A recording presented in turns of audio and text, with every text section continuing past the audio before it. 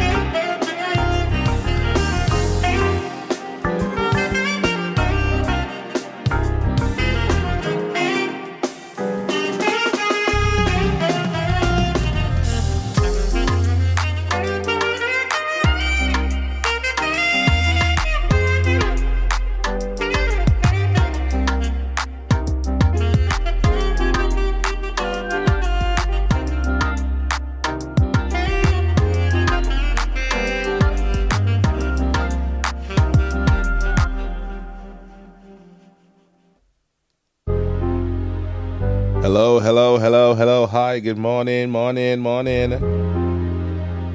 Yeah, boy. Well, folks, good morning. It's time for another Let's Get Real. And of course, as the name suggests, I'm your host. It's right down the screen. You can see it. It's a beautiful morning, actually. Friday morning. So we on the weekend, baby.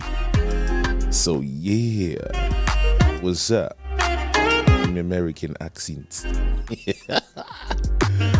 Oh boy. I don't know about you, but I'm enjoying life. Could be a little better, but hey, I'm enjoying it nonetheless. If you're on the island, lots of action happening this weekend. As a matter of fact, we're kicking off the weekend this afternoon, and we are going to be live down on Central Street between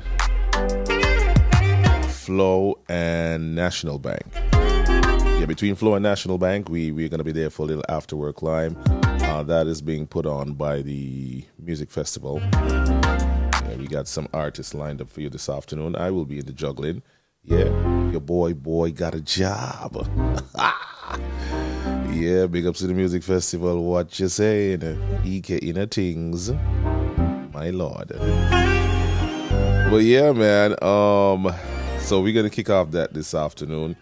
I think the nurses are having something as well, a candlelight, lantern. Sorry. I gotta make sure that I got my dates correctly. Just let me back check for a little thing. Yeah, the St. Kitts Nurses Association presents Sky Lantern Festival. It's going to be at Brimstone Hill National Park. That's tomorrow, Saturday. Yeah, so all are invited, of course. Children are $3, adults are $5. Tombstone, and along with myself, we will be there. Yeah, providing the entertainment. So be sure to, stop by and, have some fun with us and the nurses. As you know, this is our Nurses Month, I think it is. I was present for two of their banquets, one for the community nurses and one for the Nurses Association. Yeah, it's two different things. Imagine that.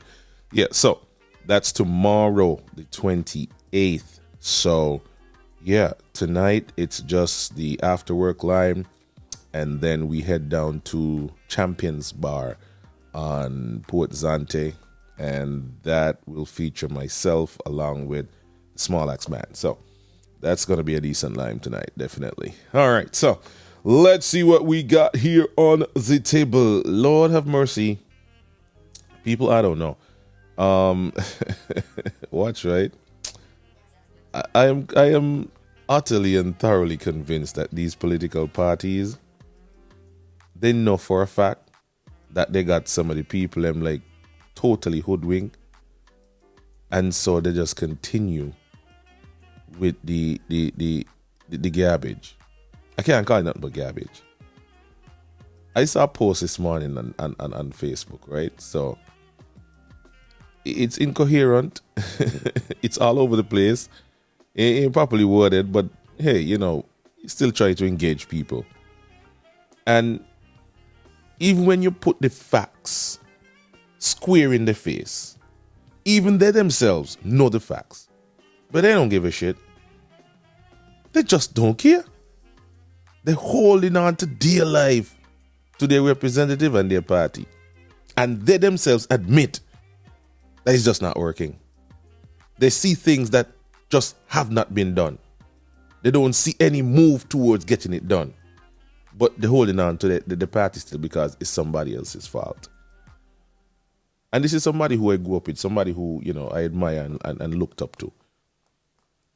And in response to myself, I'm saying, okay then, since he's there, you still say that there are things need to be done.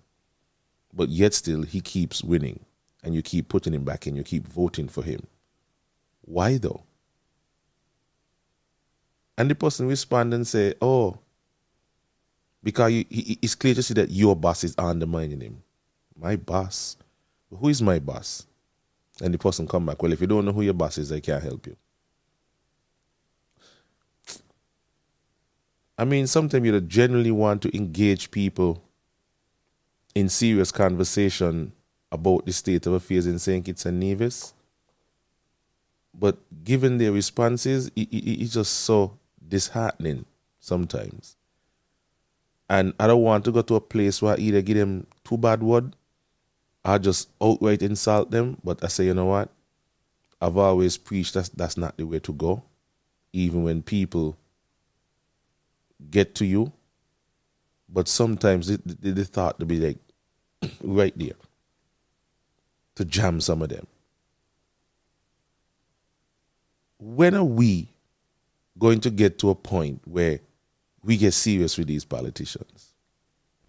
I want to put something up on the screen for our viewers, right?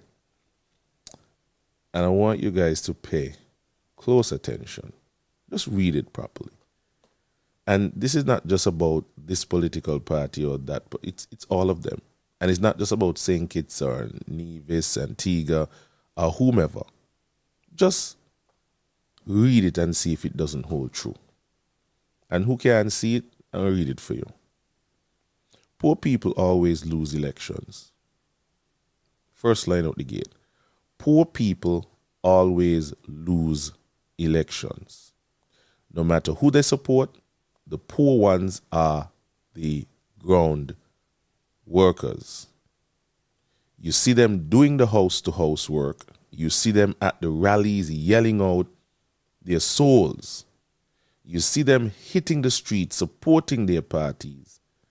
But you seldom see them benefiting.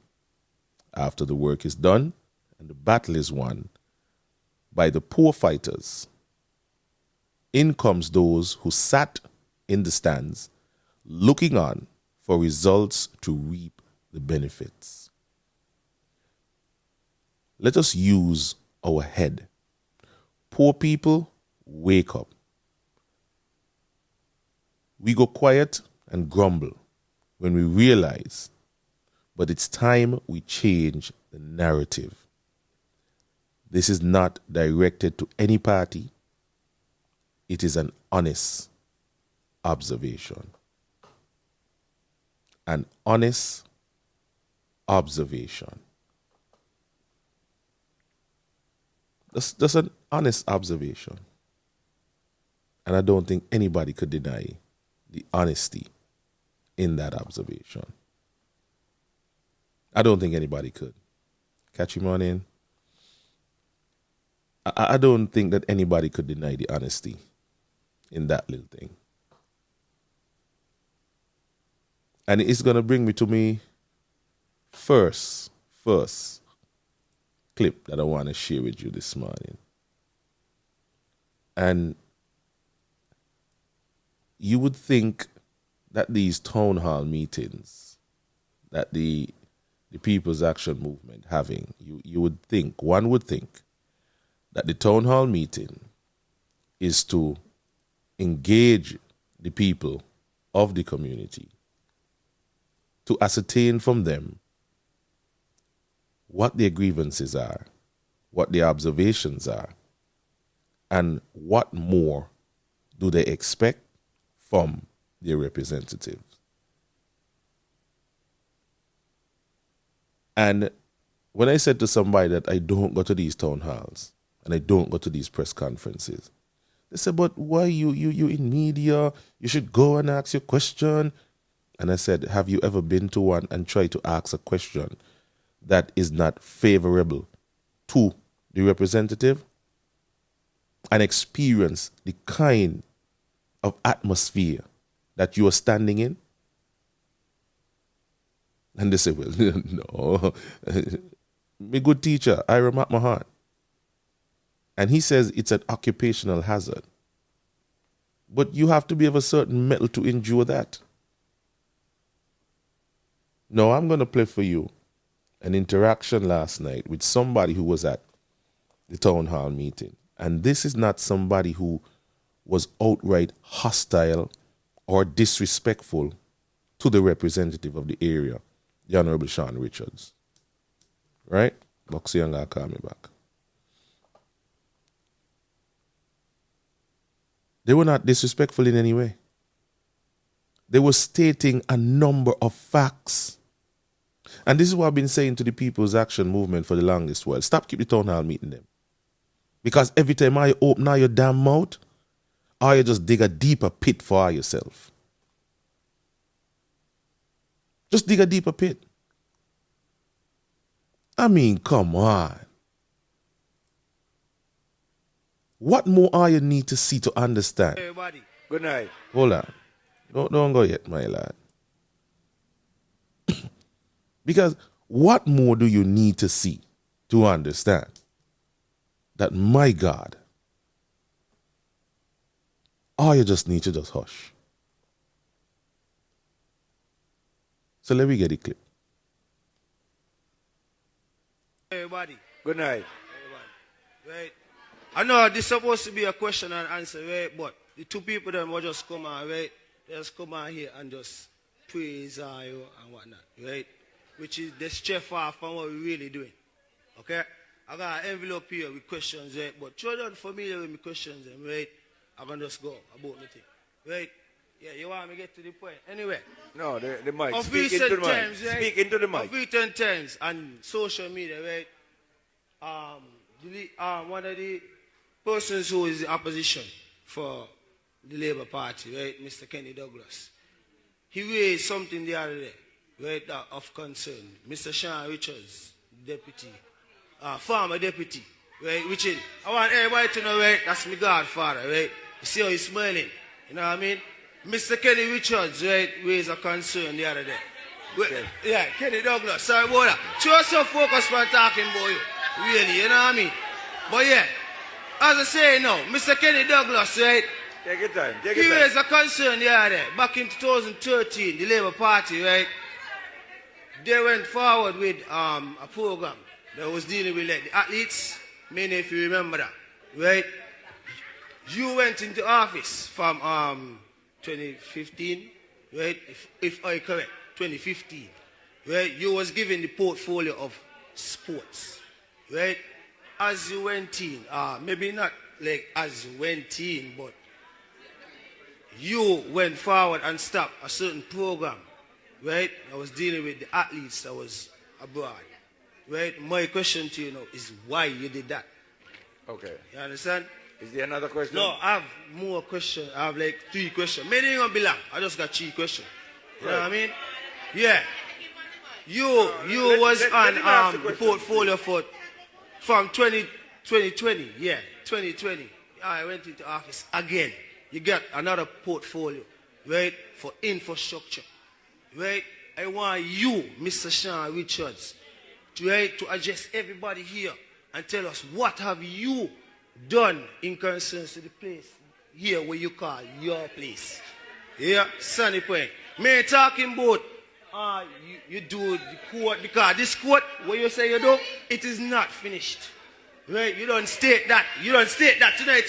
I stop young man. I know again how that. Hold on. You can't ask a question and answer it. This you is a either question ask the question and wait for the answer. Me is a question and answer. Why vex me for? Why vex me for? I try to figure out what's going on here. You understand? Good. I have 2 questions. Where's the third question? Huh? The third question. My third question? Yes. Okay, I have not voted for Mr. Sean Richards, right? In the last election, the election before that, right? I did not vote for him. Speak into the mic. Right? Me, as a person who did not vote for him, right? He has already come out and said, he has failed this country, right? And the people, he has publicly come out and said that, yeah? I look up on social media, I go back on them, yeah? I look. So I tried to figure out now, how is it he can convince me after already failed, after he already failed. All right. Thank you. I need to know how. Thank you for your 3 questions. I really appreciate it. Yeah, the Honorable Sean Richard will answer you.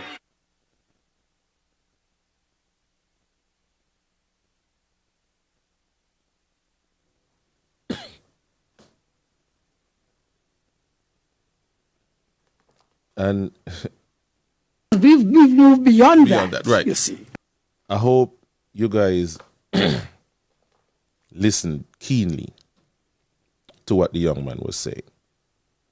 Notwithstanding that, he wasn't as fluent as some of us may be. But listen to his 3 questions. Listen to them carefully. There was a sports program that was introduced by the Labour Party to deal with the youths who were in athletics abroad. Sean came in, he stopped the program. He asked him, why did he do that? Why would you stop a program that is directly assisted or directly involved with the assistance or whatever it was with the athletes who were abroad? Why? That's one question. The second question, and it's not only the sports program, the laptop program, they say UNESCO tell them it was a waste. Whoever these UNESCO people be, their children maybe have access to laptop because they could afford it. But we in St. Kitts and Nevis, we got to look for we own. You understand? Good. Question 2. You got the portfolio of infrastructure. And he's asking him, what have you done in infrastructure for the place that you call your own? And you realize what he said? He's using Sean's words. You said that it's not finished. So why you ain't finish it in 7 years? Not even 7, 5. Immediately following that is a PAM candidate who got sports. Why? And you had infrastructure. Why? Public works. Why? 2 pertinent questions. 2. About his stewardship in government. Because while he busy abusing Timothy and said that Timothy undermined him, all those things may hold true. But can you answer for your works and your stewardship? And this is not a personal, because all of us, I sure you hear the young man say, that's my godfather. So it's nothing personal. He ain't called Sean out a character. He might have heard when he didn't say the honorable. But let's forget the semantics. Timothy fire him. House dissolve. Election coming. Yeah? So let's forget the semantics. Last question. And this is why I keep saying to these PAM people, hush. Because every time you open up your mouth, you just prove to people beyond a shadow of a doubt what people have been saying and thinking for the longest while. He admitted that they have failed. And those are the words that he used in one of the town halls. We have failed to keep a number of promises that we would have made leading up to 2015. As Sean says so. Nobody say it for him. He say it. He made it abundantly clear. I don't know if that was an apology. But it didn't sound so to me. He said that he failed. They failed. So the young man is asking him, well, how could you convince me? After you have already admitted to failing, to put you back in again into the halls of government for a 3rd time, when you have already admitted that you failed. And you see how the Palmites then went on? They don't give a shit. We love Sean, that's it. Just like the person who posted up. Yeah, things need to be done, yes, but yeah, but Sean and we holding force to Sean and yeah, but certain point want to fix up, yeah, still, but we hold. What do you ask you hold on to?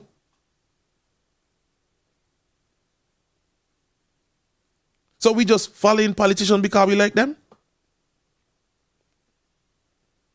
We just following them because we like them? If they ain't do the work we put them in to do, we take it 2 hours back, because in your job, if you go and you don't perform, you get fired, don't you? So how come only poor people could lose their work? How much people lost their job during the pandemic? We had the motorcade for them. Sean lose he walk. Timothy fire he and Pamoit had a whole motorcade with him. Yesterday, some board members got fired. We had any motorcade for them? The board members is poor people, you know which people? The Pamoites had motorcade for them Pam people. Because most of them are Pam people, you know. Had motorcade for them Pam people. We got fired yesterday from the board. They ain't had no motorcade with them. But Sean get fired and look all them up the airport and wave yellow flag. That's what I've been trying to tell to people all the time, you know. And you see what we start out with? Is the poor people that lose. Me see people in there walk up and down, people who me not struggle no ass. They were struggling before the pandemic, and when the pandemic hit, they struggled more. Because the way in which the pandemic was handled lacked empathy. It lacked any kind of compassion. They just didn't give a shit. And people in that wave yellow flag. This ain't really got nothing to do with no PAM and no labor. Let's look at the works that you put in. The works. You hear? So who's supposed to go to these town hall meetings and ask decent question and ask sensible question? Because you hear what he started out and saying, this is supposed to be a question and answer segment. And two people in front of me came and just lauded them with praise. Just lauded them. Preston Niles. Preston Niles. Preston Niles. I gave Curtis Cook a message to give you. I'm not sure if Curtis called you as yet. But since you come here and you want to tell me what to talk about, Preston Niles, why don't you go live? You have a Facebook page. Why don't you go live?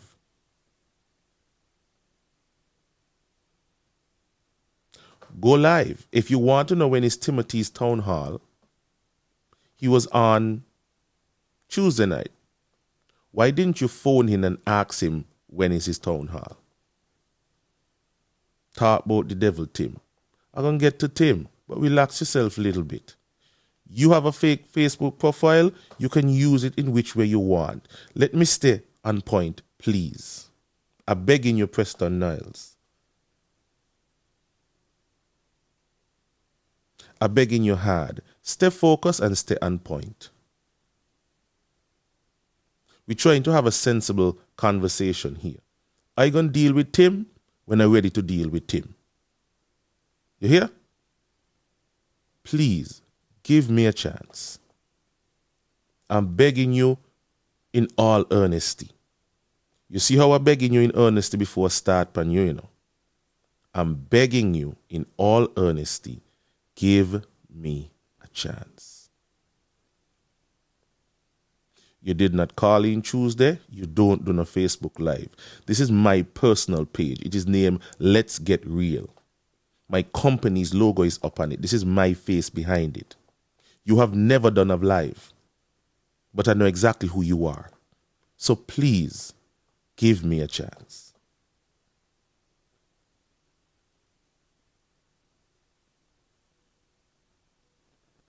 You might be pushing labor and labor agenda, and that's all well and good, but sometimes all your labor people that get too damn disrespectful and too out of order and too overzealous. Are you behaving just like the people who are describing here, who try to stop the young man from saying what he had to say?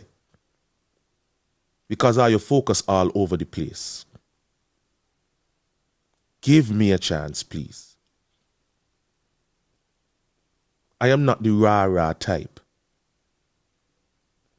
I want to come down to a level that people could understand what is happening around them.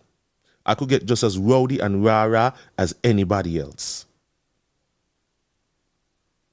But this is a different platform that I'm trying to run. Okay? Please. Thank you. So the point I was trying to make is that this young man said in no uncertain terms that two people came up in front of him. And all they did was just Lord praise over them. After they done admitted that they failed. Now, let's suppose the tables were turned and this was a Labour town hall meeting. What you want to tell me, the party which I support, the party that I prefer in terms of their ideology and their governance style, the supporters, if somebody gets up to ask a viable question, if somebody gets up to ask a question that they need answers to in order to make up their minds whether they want to vote for you or not, this is the kind of behavior that I'm going to exhibit towards people. This is the kind of bullshit that I'm trying to quell and I'm trying to stamp out. Because somehow don't seem to understand that politics come down to numbers. You may have your base and your base will always vote for you. But the undecided voter, the people on the wall, the people on the fence, they are the ones sometimes who determines how elections are swung. And so even though somebody may not agree with you, even though somebody may come up and ask you a question, give your representative the chance to answer it truthfully. And maybe by some stroke of decency, some stroke of honesty, some stroke of realness, that person will be convinced to lend them their vote. And that could only go well for your party. Some are just a little bit too overzealous about your party. And anybody who don't toe your party line, or you want to destroy them. Both PAM and Labour do it. And I'm saying this is the kind of tribalism that has destroyed the very fabric of our country. This is what keeps certain people from joining other parties. The overzealous fanatics. If you don't know how to conduct yourself in certain forum, stay in your damn yard. Stay home.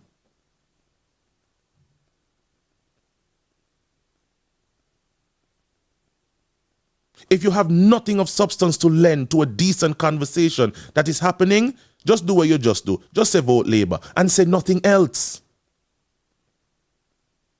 Because you're not bringing any votes to your party. You're making people uncomfortable in their own damn skin. That is what all you do to people. That is what they did to that young man.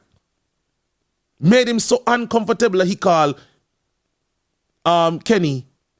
How we mix up the names them? Kenny Richards. Because he wasn't allowed to express himself. Because the overzealous fanatics made him so uncomfortable that he was getting himself a little mixed up and he was getting himself a little anxious. You need to stop it.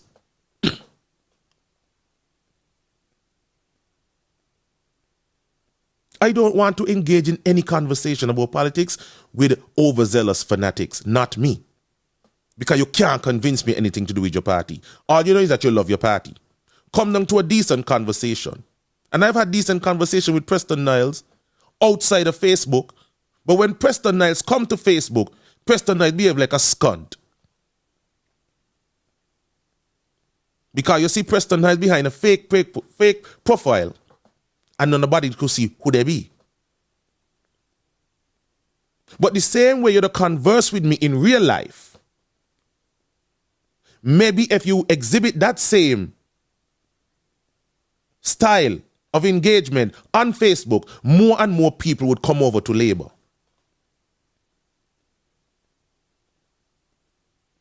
I claim I love your party, but are you doing a damn decent service to your party?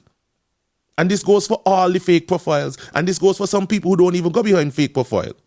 They go on and live and they're abusing everybody. Who dukes in who and who do this and who do, and all them kind of foolishness. Me ain't about that.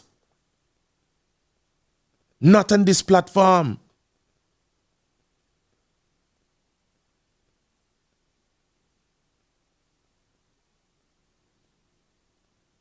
This is what is fueling the tribalism.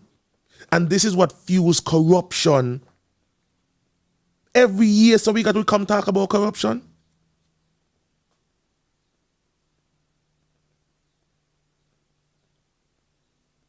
So corruption is only good when it's your party doing it. But when another party do it, you kick up.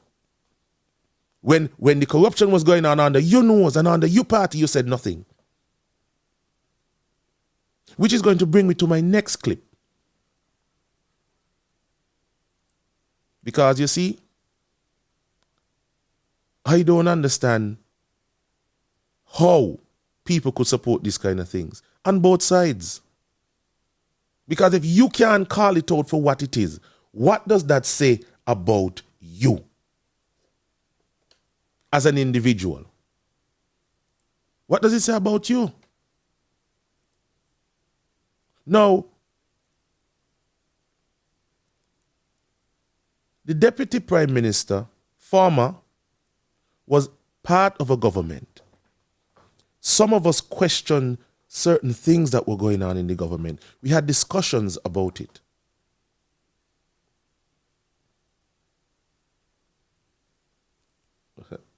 You can knock them words, you don't say them on radio. Yeah, but this radio, I can't say them on radio, so I say them, yeah. But I apologize, no problem. I'll try to keep myself simmered. But are you please tell Preston Niles, not here. Not the place. And not the time. Good. So, Sean gets up and he goes on a rant because what is happening right now is that Timothy, as I predicted, is going to go into their ministries and he's going to try to make them look bad. Just like how they accuse him of all kind of things. When we were saying, and here's where I'm going to come to Timothy Preston Niles. You need to take your time. You don't just go there, just attacking. You have to put things into perspective. Break it down so that people could understand. And you will be more effective that way. So here now, after 2015, scandal after scandal after scandal after scandal. The herpes, the stem cell, the shoes and the watch, the nepotism. Timothy Harris put every single family member he could find in every single position in government.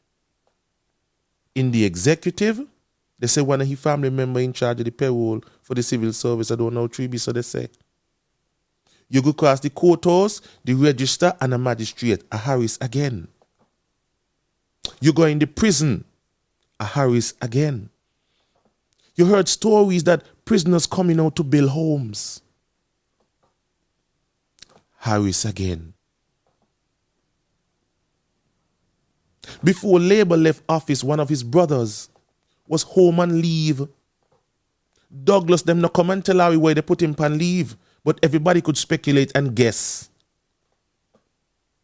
When Timothy come back, what Timothy do? Bring him back to the bank and create a position, CEO. I don't think CEO was at Development Bank at yet. They come back, give him a new position, more money, put him in charge of the bank. We question those moves. Pam said nothing. When Douglas was in power, one of his children, their mother, was the head of the consulate in Dubai. Me ask ya. Pam ball out. They scream that they're not supposed to happen. That nepotism, Lord. Heaven help us, Wally Wilkin used to say. Heaven help us, Lord. We need to change the nepotism. And then now look what Timothy do. Every single family member he could find, he put them in key positions in the different arms of government. The executive, the civil service, the judiciary, the boards, the prison, the court, you name it, they were there. And Pam said nothing because they were there practicing the same thing. Look what happened up Scaspa. And we're going to come to the fire in the board them too because I get a little piece of news. I'm going to give you. We were hearing all kind of things going on up in Scaspa. People were trying to have discussions and Pam said nothing.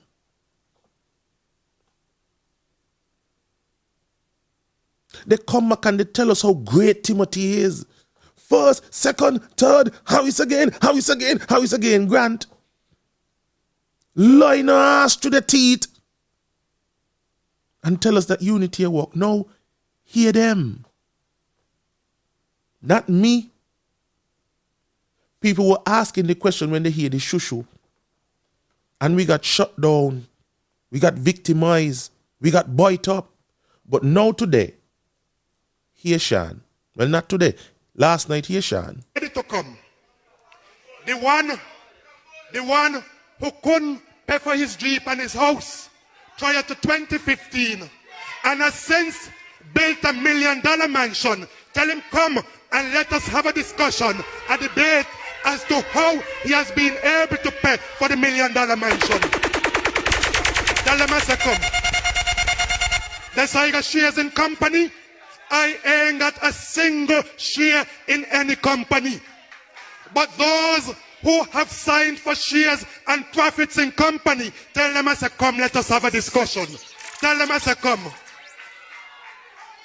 Tell them I say come. They're interfering with the wrong man. Ask them about the second cruise ship pier. Tell them that we have a conversation about that. Tell them let us have a conversation about the houses and Baker's Corner. Tell them let us have a conversation about the Island Main Road project. Tell them I say come. I could answer their questions. I hope they could answer.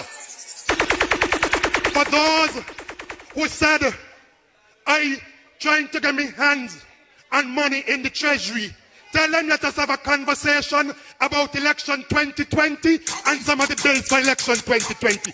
I tell them not interfere with me, you know. Not interfere with me.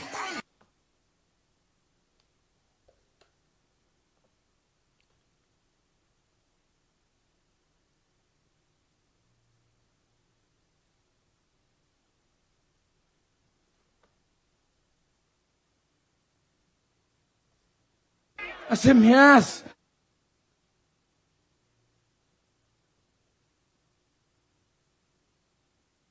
You understand?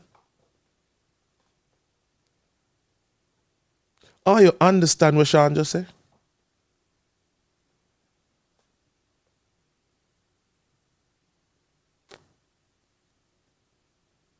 It may very well be that we may need each other.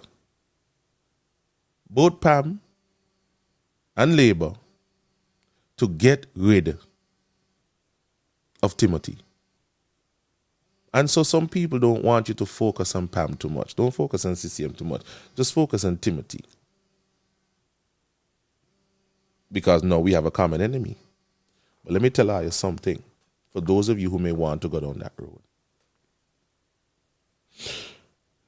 Those were the same circumstances that led to the creation of Team Unity. All three parties had a common enemy, which was Douglas. And so they came together in a grand political union to get rid of Douglas. Ain't had no real plan, ain't had no real love for one another. None of their ideologies, the only ideology that they're now proving that they have is corruption. And their love for money. That is what they are now proving. And their propensity to lie. That is what they had in common. Yes, Loretta Joseph, wow, wow, wow. So Preston Niles, this is what I do for a living. Put things into perspective so that people understand the gravity. Because when you come and you sell an idea, it's all well and good. Remember, I was doing Good Morning St. Kitts and Nevis, and the Palmite didn't like it at all because what? Ike was putting into perspective the ideologies that were coming together, where they formed out of. And they didn't like it. They even went as far to try to kill me. You hear? It was said that anyhow I catch Ike in a good position, done him. Because here one, I keep labor in power. And here one got how we life be. And then thanks be to Jah, and thanks be to my resilience, I was able to live long enough to hear the very same people who were plotting to kill me say, by how we do all them things, who Pam and Sean, and how we still in the same position. I remember the video with Happy Happy when they were painting over the dam down in Sunny Point. It was painted yellow. They changed the color. Because they say, Sean now do not know how we done here. And so we are painted over this year. Well, one of the fellas end up dead. I don't know where he dead for. You hear? And Happy Happy give he little walk till Happy Happy went jail and come back out.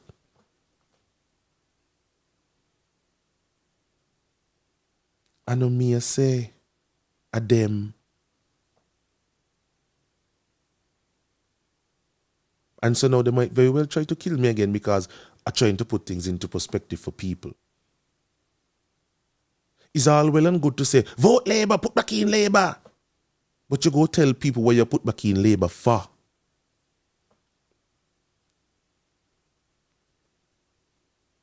There's some people that you cannot reason with. Just like the person that I mentioned this morning. You can't reason with them there.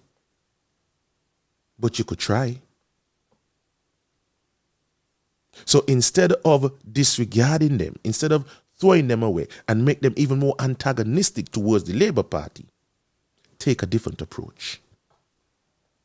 Because that's the approach that Sean, Timothy, and Mark Brantley took. They took the soft approach.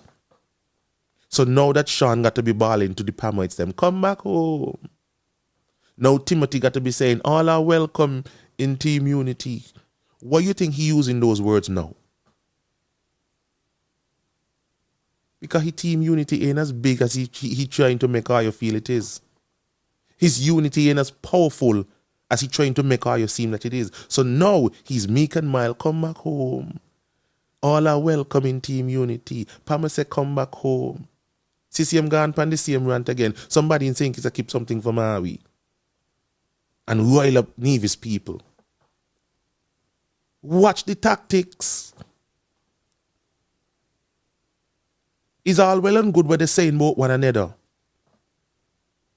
But let's get down to their performance for the past 7 years. They're patting themselves on the back. For all kind of things.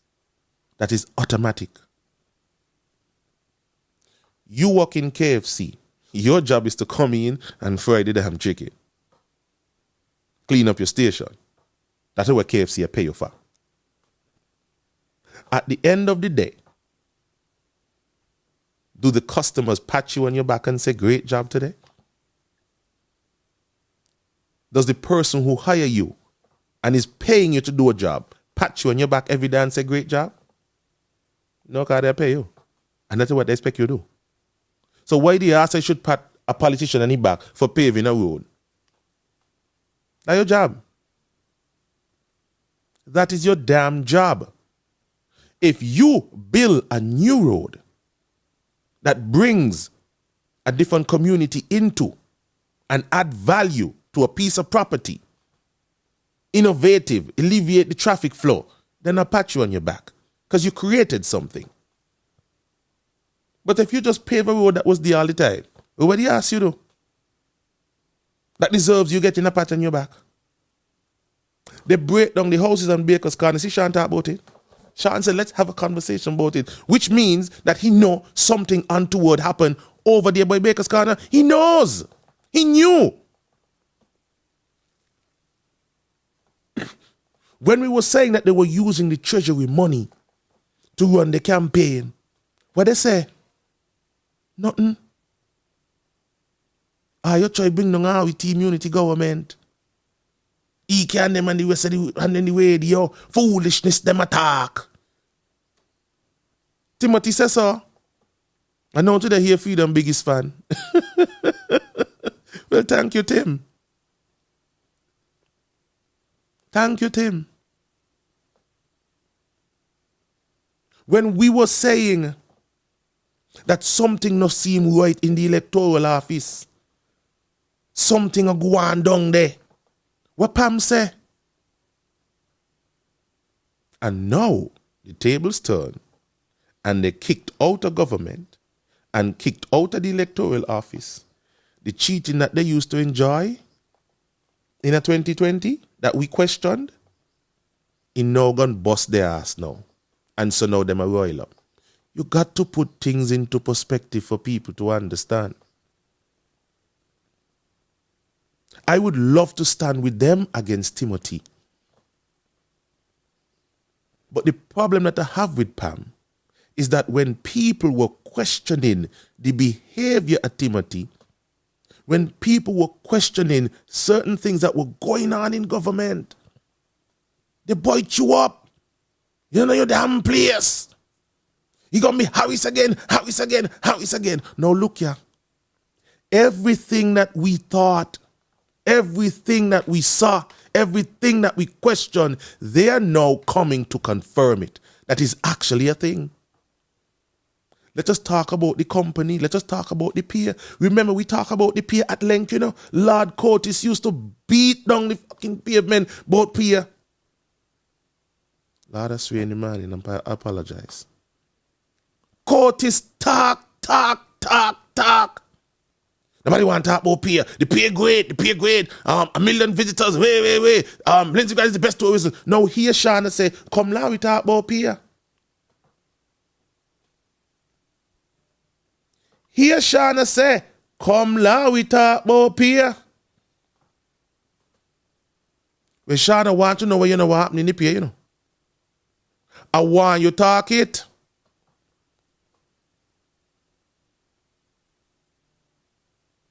Because you stood on a platform with Patches. You stood on a platform with Eugene. And now you said to us that they were the best thing for the country. And now hear you last night. They not just stone pan you and your trouble stone pan them. So all are you complicit in this thing. Petro says stop swear. Lord, he slip out. He slip out. Show the man and radio, he slip out. I apologize. I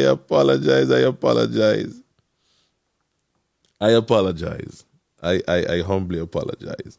I have no problem with apologizing. I'm sorry.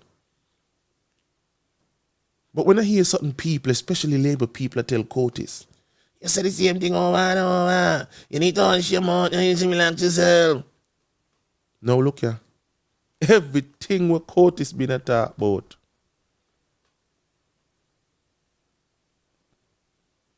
Everything where Ike been attacked about.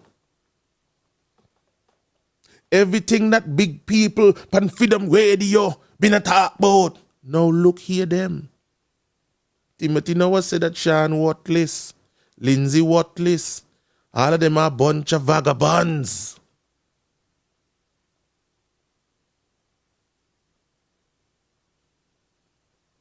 They know one yang over one another because all of them knew what each other was doing. That is why Tim could have tell them, "Yeah, hold a candle correction to me." Somebody said, "Play the clips." And look, we're gonna come on here one morning and we're gonna just play clips. I promise you that. We're gonna just play clips. We are gonna just play clips. And SKN say, "EK, you never defended a friend." Who thief? And do shit? No. Which friend that?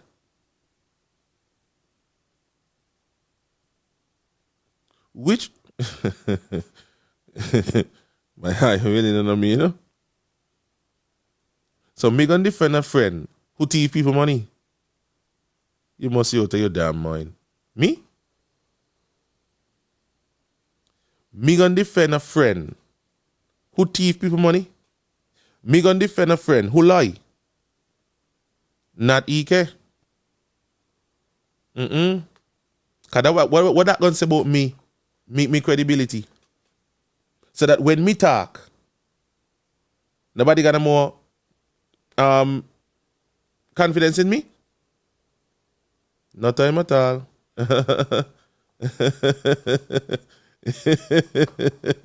And it's not me, you know? Oh, you don't go to jail. Me? But who gonna defend me? I stop playing me. Not when it comes to people money. Not when it comes to people money. I stop playing me. Stop it. From the way how they talk, none of them been friends.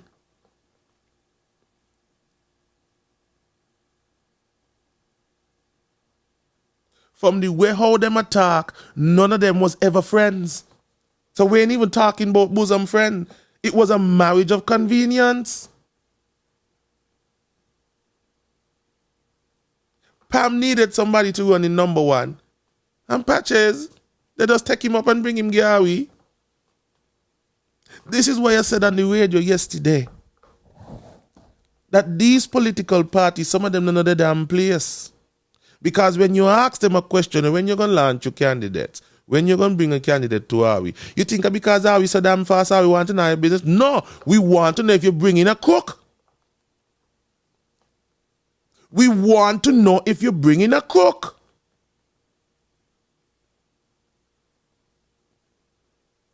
That's what we want to know.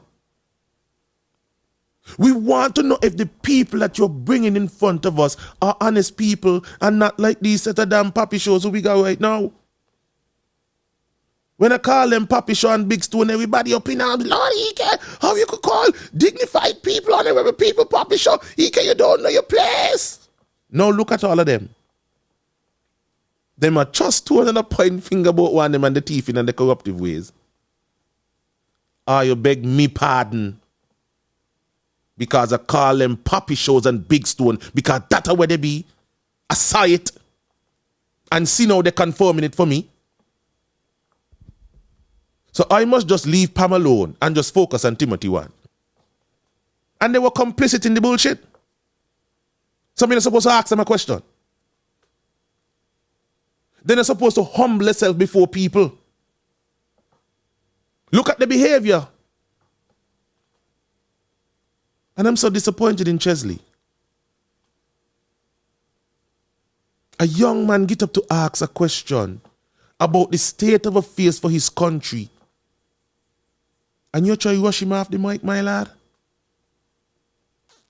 Chesley, don't let your new position now change what you've been trying to do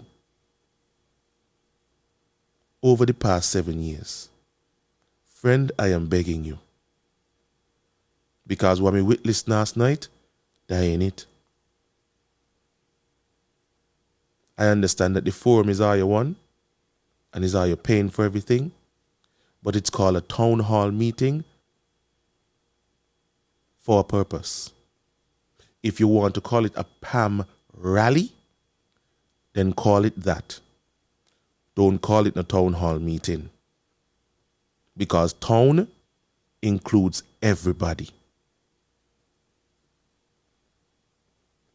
Because if Labour got a town hall meeting and a man decide to ask Canwis Maynard a question, I'm going to come here and do the same report about it. And now you know EK. You understand? Or you know the EK. What time is it now? 10 o'clock? All right, the phone line's ringing. Let me take a call here and see what's going on in life. All right. I got to connect my phone to my system there. Give me a minute there.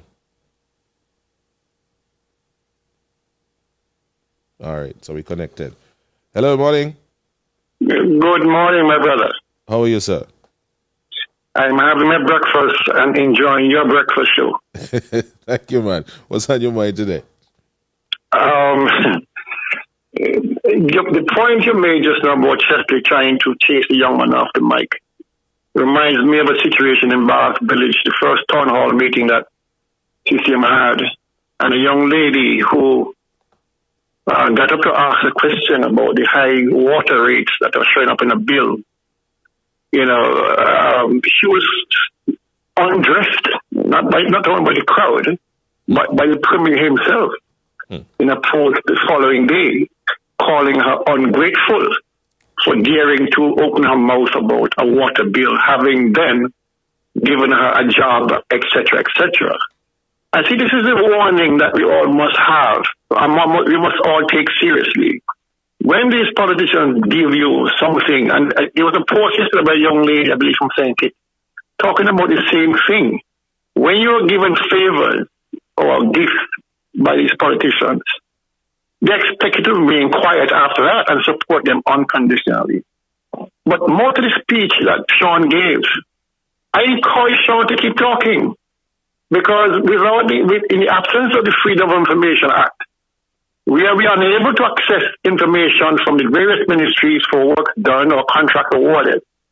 It is exposures like these that bring a little light in from the darkness of the operations of this government. In Navis, we are more concerned, of course, about what happened up here. But the bare fact that CCM is in bed with the Deputy Prime Minister, making Prime Minister, knowing, and I'm certain, he must have known what Sean is talking about.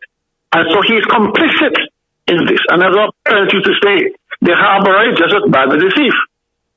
And so it is very disturbing that these two new coalition bodies are looking to promote Sean as the Prime Minister of St. Kitts and Nevis, having know what we know from the various exposures that they're heaping on each other. It is troubling that you still have persons out there, EK, that are willing to go to the gates of hell and even jump in for these fellas. It tells us that we, as a society, have really lost our way. Our moral and ethical fabrics have been worn thin, like you indicated. And we really need to address who we are as a people if we are serious about getting fair and honest representation in politics. This is one of the reasons why the young people are so turned off by politicians. Persons who are honest, who come through and want to represent, they're given a hard time because they're judged in the same yardstick as these fellas are doing. And it's hard for honest people to come through the mix. And we need a new change. These guys, EK, all of them need to go. To save this country, all of them need to go, EK. Every single one of them need to go. And if these individuals had any shame at all, they would not even stand for election. I will continue to listen off here. Thank you so much, sir. And this is the point that I've been trying to make. And I've said already, I would want to be on the side of Pam and CCM against Timothy. But I have to scrutinize them as well. And Labour as well. Because the marriage of convenience brought us Timothy. And look how the man behave inside there. He worse than Douglas. He no want come out. He like you're going to drag him out in, as Douglas say. But he was held there and kept there by these two. And they are now promoting Sean. So Sean, I humbly ask you, my friend, what did you know? When did you know it? And what did you intend to do about it? If the Trinidadian lady had not come here and asked Dr. Harris to stay on as Prime Minister, would you have told us about the pier? Would you have told us about the houses and Baker's Corner? Would you have told us about the companies and the shares, the cement and the blocks company? Would you have told us? Would you? And I think that is a fair question.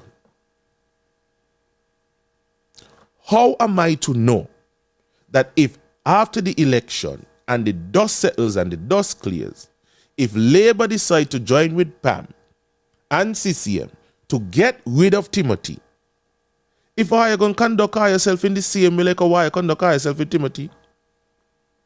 It's an honest question. Where is the humility? That's what me ask for, Rasta. Party B. Before I take any more telephone calls, I want to share another clip with you, and I want to break down something to you. Because when I first heard it, on the mark, the Honorable Premier Mark Brantley was speaking about a program that was on Van Radio, and the NRP was there, he said. The Honorable Eric Evelyn was also there as well. And they were talking about the fair share. Now, every time election comes around, this is always Mark Brantley's go-to.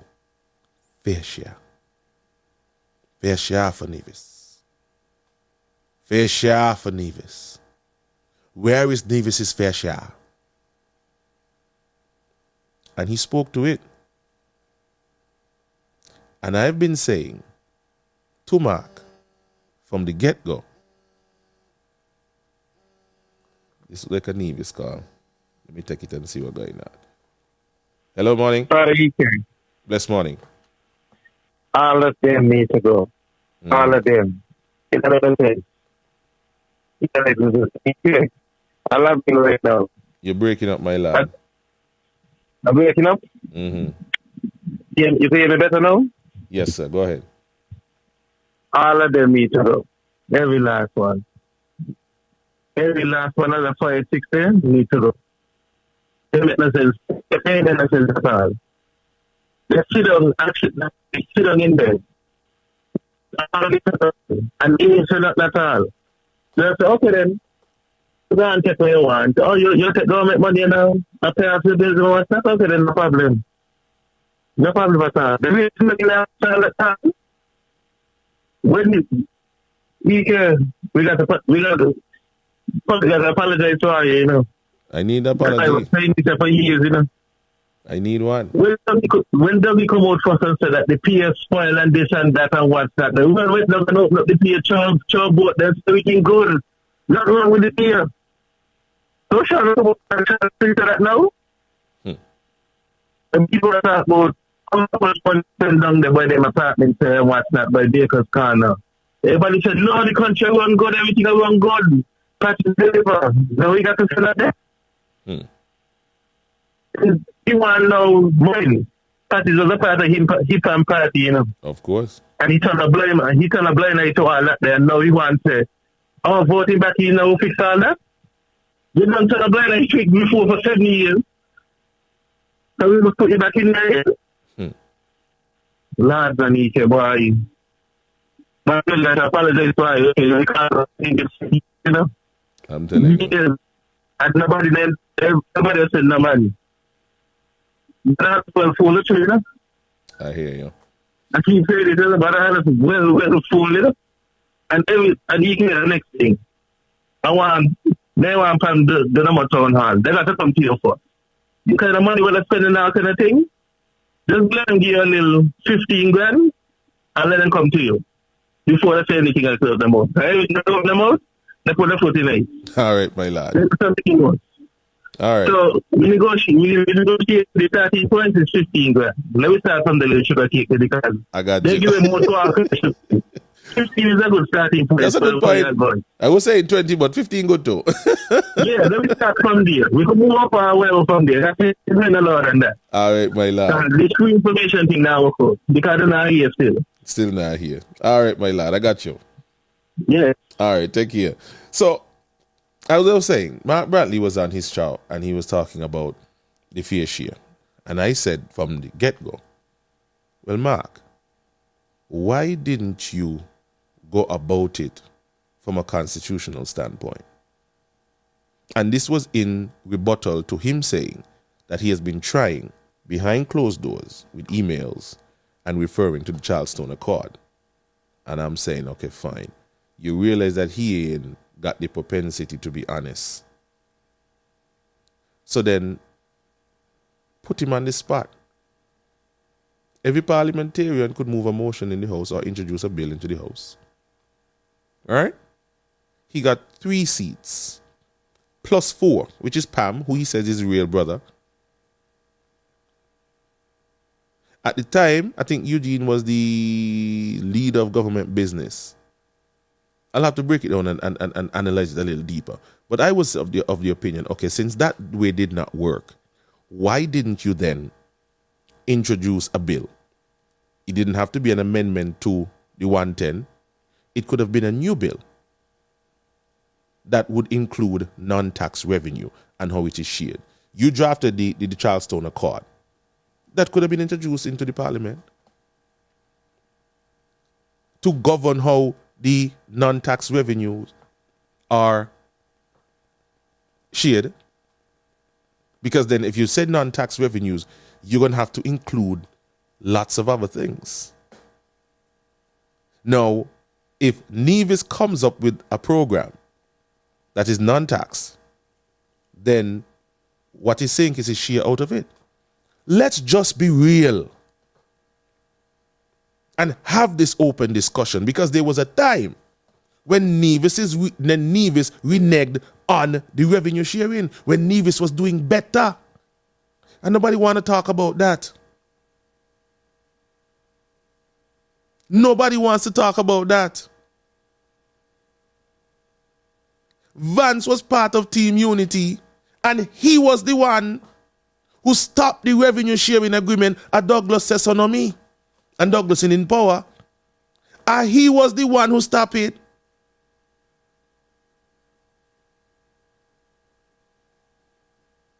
You ever hear any argument over it?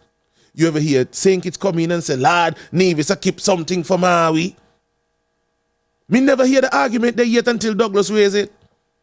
And Vance never spoke to it yet because nobody had the opportunity to ask him about it. Because these politicians don't make themselves available to have good conversations with the people.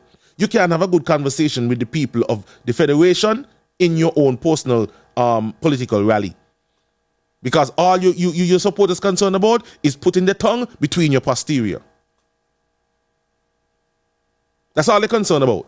So you can't have no serious conversation with these politicians as to why they did certain things, why they made certain decisions. So in order to quell this lot of back and forth, introduce a goddamn bill.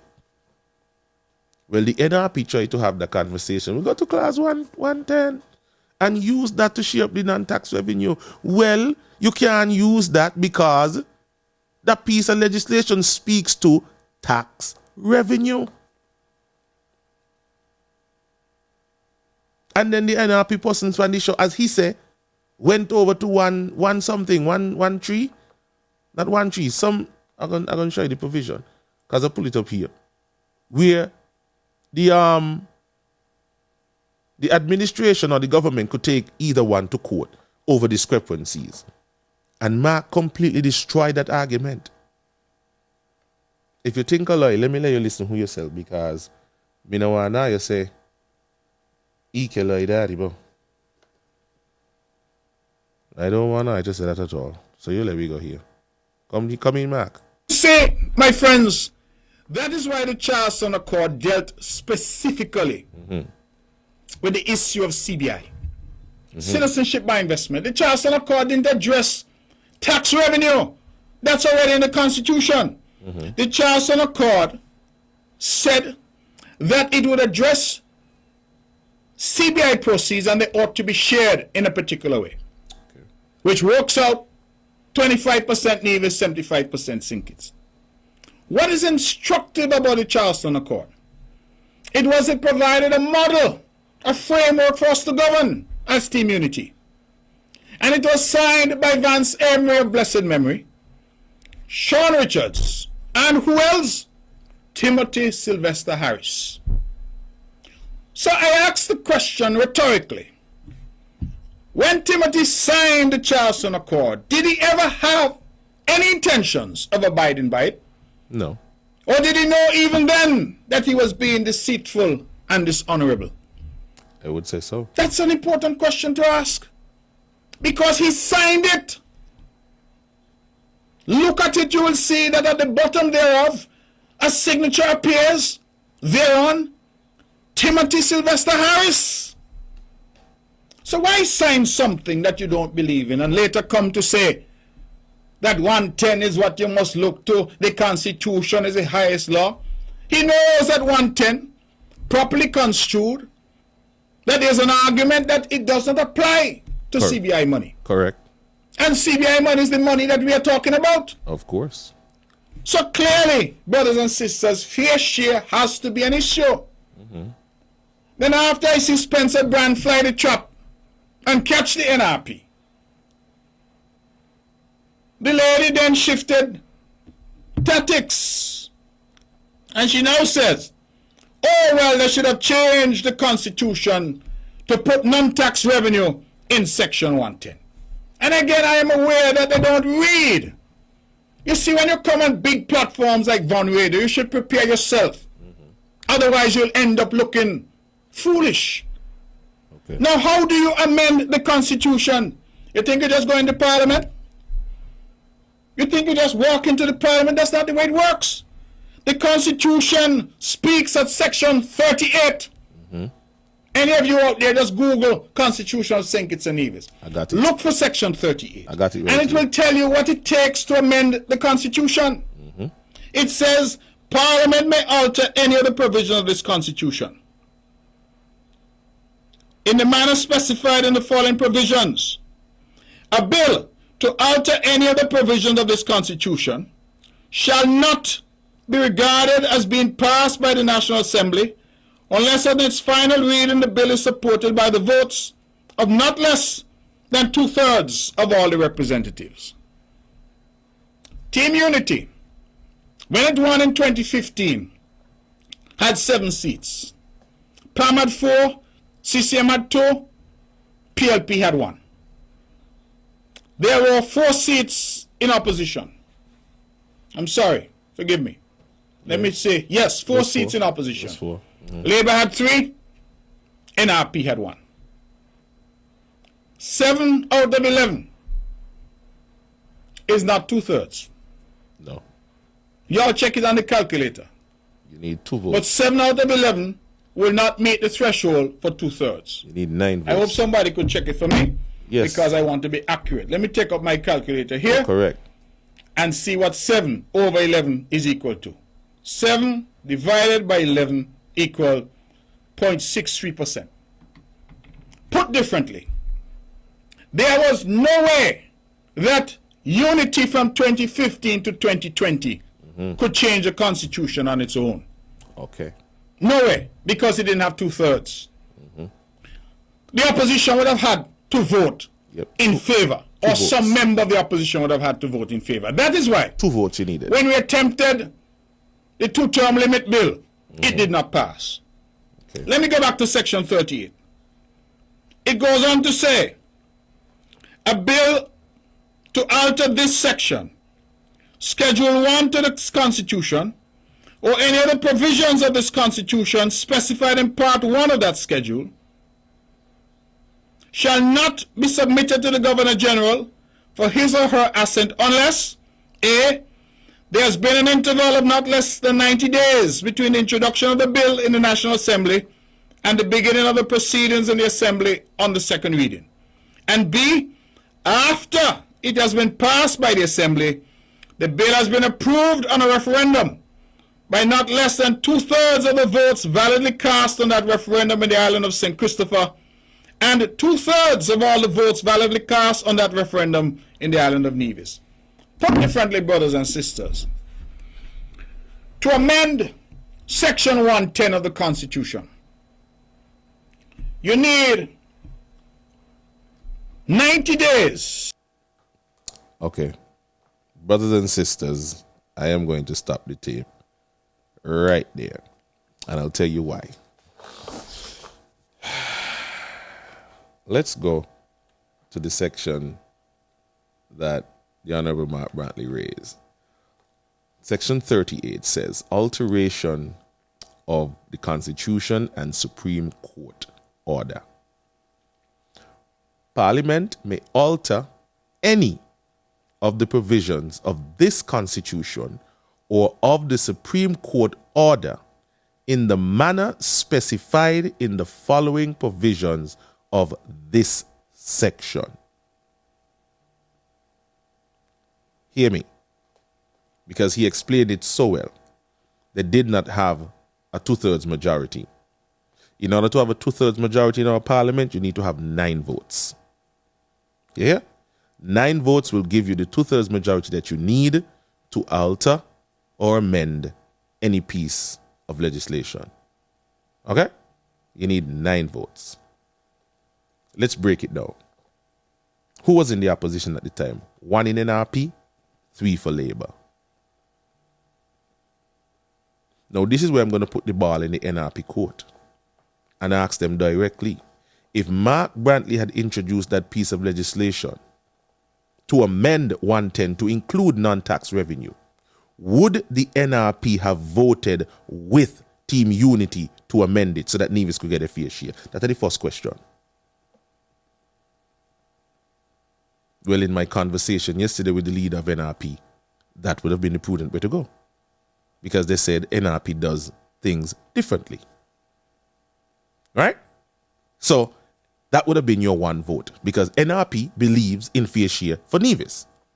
So your 7 votes, along with NRP's 1 vote, because we are going to assume, and if it is not so, they're going to have to tell me so, but we are going to assume that NRP would have been a vote for including non-tax revenue in the amendment to 110. We are going to assume that they're going to do it because they're from Nevis, and anything for Nevis they're supposed to be a part of. So we are going to assume that we're going to get a vote. Good. You had Congress. You had Congress. You had Congress. You had Dr. Hanley, and you had Dr. Douglas. Out of those 3 Labour votes, you want to tell me, Mark Brantley, Mr. Premier, you couldn't convince at least Jeffrey Hanley or Dr. Douglas to vote with you on fair share for Nevis? And if Douglas didn't vote for fair share for Nevis, then I would have fully well understand who Douglas really be. And he could have never given me support again ever in life. Me tell you point blank, because yesterday me tell you point blank that if I was the Prime Minister, I would have give Nevis the fair share a long time. Because that's me. That's my personal preference. If I'm to be guided by the Constitution, I don't have to. Now you might say, but you can't about Constitution. What about the Charles on the card? The Charles on the card ain't law. And the Charles on the card don't guide my position as the Prime Minister. Legben and the historian, it doesn't guide my position and doesn't guide my mandate. The Constitution does. Okay? But in good faith and out of love for Nevis, I would have given them the fair share. I would have given them like normal.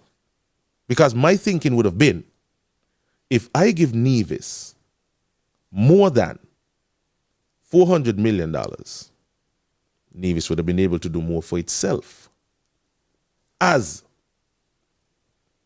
the Constitution gives Nevis the autonomy to do in certain aspects. And the Constitution outlines what the role of the NIA is for Nevis and its people. So me personally, I would have given him.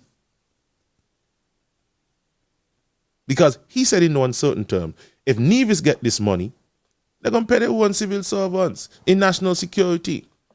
They're going to do what they're supposed to do for themselves that the Constitution says that the federal government is responsible for. Themselves. And they would have got money to spare. They could have upgraded the hospital, and I all for that. So me would have give them the money. But Timothy no give them. And that proves the mettle of Timothy Harris, who says that his father, or whoever who him, from Nevis. But it just proves to you. But let's include everything in the conversation, because Mark wants you to exclude the 400 million. Mark wants you to exclude that. Don't count Nevis money, or are we? But Mark, you can't have it both ways, my lad. You cannot have it both ways. And this is why I don't keep coming back to your argument, because you can't have it both ways. You can't say on one hand, keep out my business, and then on the other hand, when I send over something, you tell me no count your money, who you? And then you still want to be antagonistic and say it's rightfully yours and just give you, even though the Constitution say me not supposed to give you. You can't have it both ways. And you're supposed to know this. You cannot have it both ways. So let's get back to the substantive matter. In order to change any provision in the Constitution, you need 2/3. 9 votes out of the 11. That's what you need. If you couldn't convince Jeffrey or Conway, then I wouldn't know what kind of politician them they be too.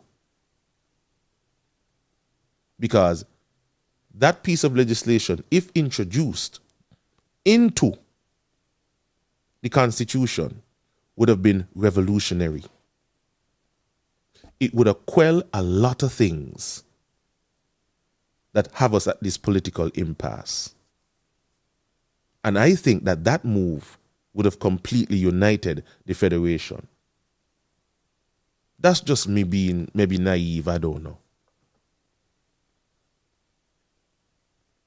It was Marcelo. Yes, it was Marcelo, not Jeffrey. Right, you're so correct. Jeffrey came in 2020. Right. So it was Marcelo. Right. So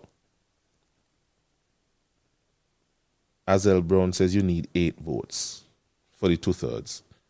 I know, but I'm just saying 9 to put it over the top. They said no less than.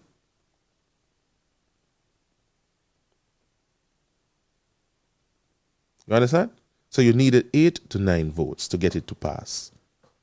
NRP is the 1 vote you needed. Me no good with maths, Mr. Brown, so you could help me here. I would say 9 just to be generous. But you say it's 8, I'll lean on your own understanding, my lad.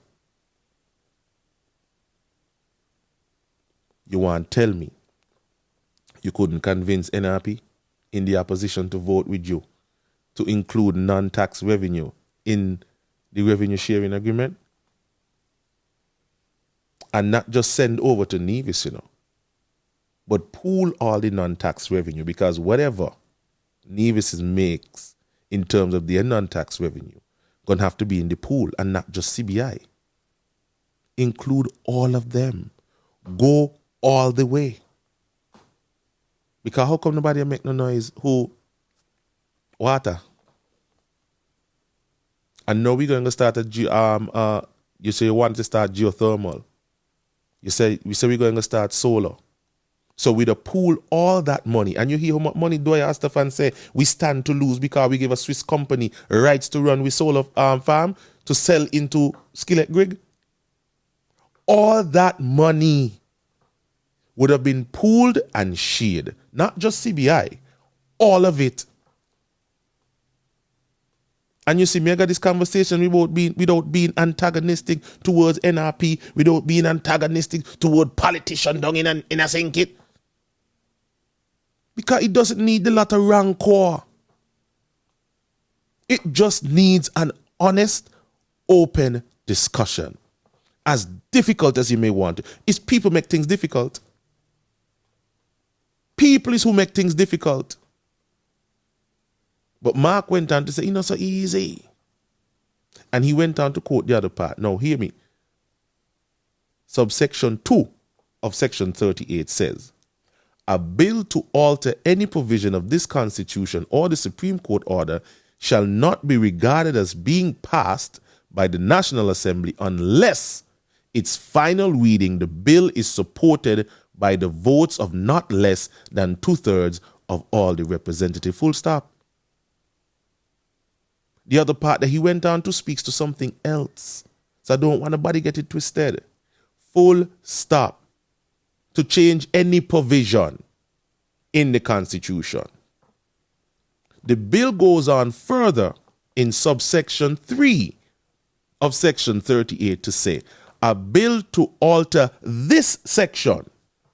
If you want to alter Section 38, the Constitution says, because maybe you can't get the 2/3, and so you may want to alter that bill to bring it down if the political impasse is of such that it's going to be ironclad and it would stop the progression of a bill being introduced to either reform, reshape, or move the country forward.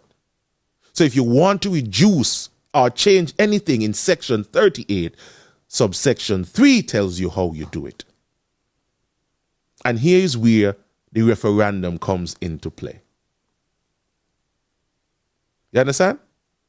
Not just to change any provision, no, to change this particular piece of legislation, 38. They give you the way to go about doing it. So you might come to the country and say, look, we have an impasse. There are some people who do not want to support this bill at all, and we need to have this bill passed in order for the country to move forward and develop even further for the people of St. Kitts and Nevis. And so therefore we are asking you, the people, 2/3 of St. Kitts and 2/3 of Nevis, to allow us to bring down the number or to change anything in Section 38 so that we can move forward. If I can't read, tell me I can't read. Because that is what I got from it. You understand? The provision of paragraph B of subsection 3 shall not apply in relation to any bill to alter, and this is what is going to exclude now, because the Constitution goes on further to tell you what can be excluded from that. Section 99. You can go and look up Section 99. There are other sections, and it tells you how those other sections can be done. Like, for instance, it goes on to say in subsection 5, a bill to alter Section 104. 104. In its application to other provisions of this Constitution, not being provision referred to in subsection 3 of this section, shall not be submitted to the Governor General for his assent unless the altercation is in accordance with the request form or the consent of Nevis Island Administration signed by resolution and reference in section 104 to those other provisions. So the Constitution is clear. Some of us might say that the Constitution needs amending, and I fully well agree. But sometimes the Constitution is clear as to how to go about doing certain things. But as he said, some man don't read, and some man don't come prepared. Mark, all I'm simply saying to you, you had the numbers in 2020, but you know for a fact that you wasn't going to get it passed because you know for a fact that you had snakes and crooks among you. But you should have introduced it anyway. But after 2020, are you in Parliament to do what? Give us lockdowns, give us this, give us that, give us all kind of things. Tint. Why the hell you ain't introduced the bill, my lad? It would not have been easy, but at least I would have seen you trying. And I would have been your biggest pit bull. Me, Ike, would have been your biggest pit bull. All I'm asking for was the effort. Yes, Timothy could have just get up and do it because I would have do it. But Timothy already proved to you that he don't give a shit about Nevis unless something in it to him. He done prove to you that he ain't give a shit about you and CCM. And you knew this leading up to 2020 elections. And you still come and tell Harry that you're the best. You got to take some accountability for that, Rasta. Just take it and I go to war for you. You might not need me to go to war for you because CCM not easy, you know. So you don't need me. But in a conversation of right thinking people, that is the way forward. You knew beyond a shadow of a doubt that you had people in your camp who were snakes. Imagine you said to your colleagues, buy not Timothy again in 2020. And they all experience it because they're all talking about it now. They all experience his propensity to lie, be deceitful, wicked and bad. A them says so right now, not me. So you knew there were snakes among you who did not agree with you and did not agree with your position. But now you want to come tell me that Shana, your brother, well, who didn't agree with you to put Timothy back in power in 2020? Now the same Shana and the rest of them. Me just a break it down, Rasta. Me just a ask questions. So the latter, and we. Okay, calm down yourself. How about this?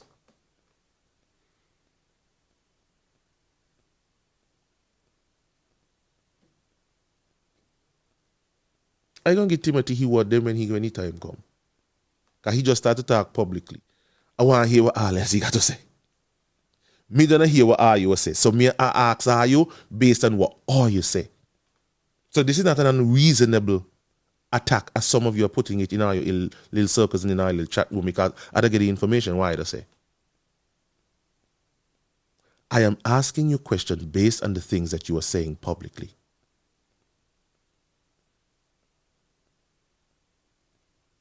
So when Timothy come out and he start to bang him out, but why are you?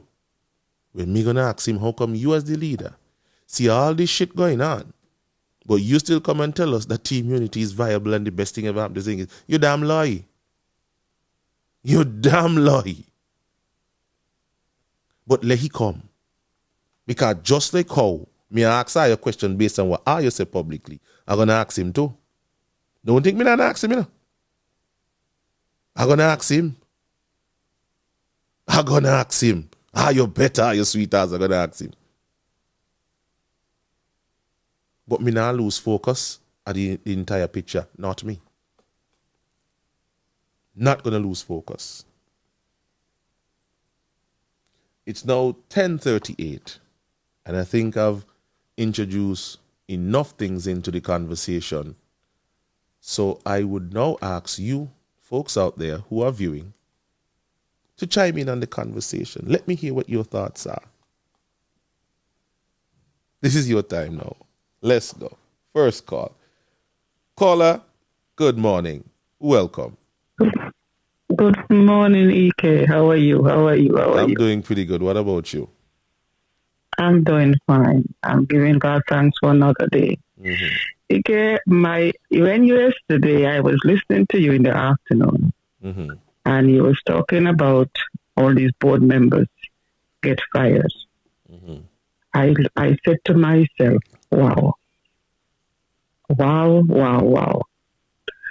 Because every year they bring us a budget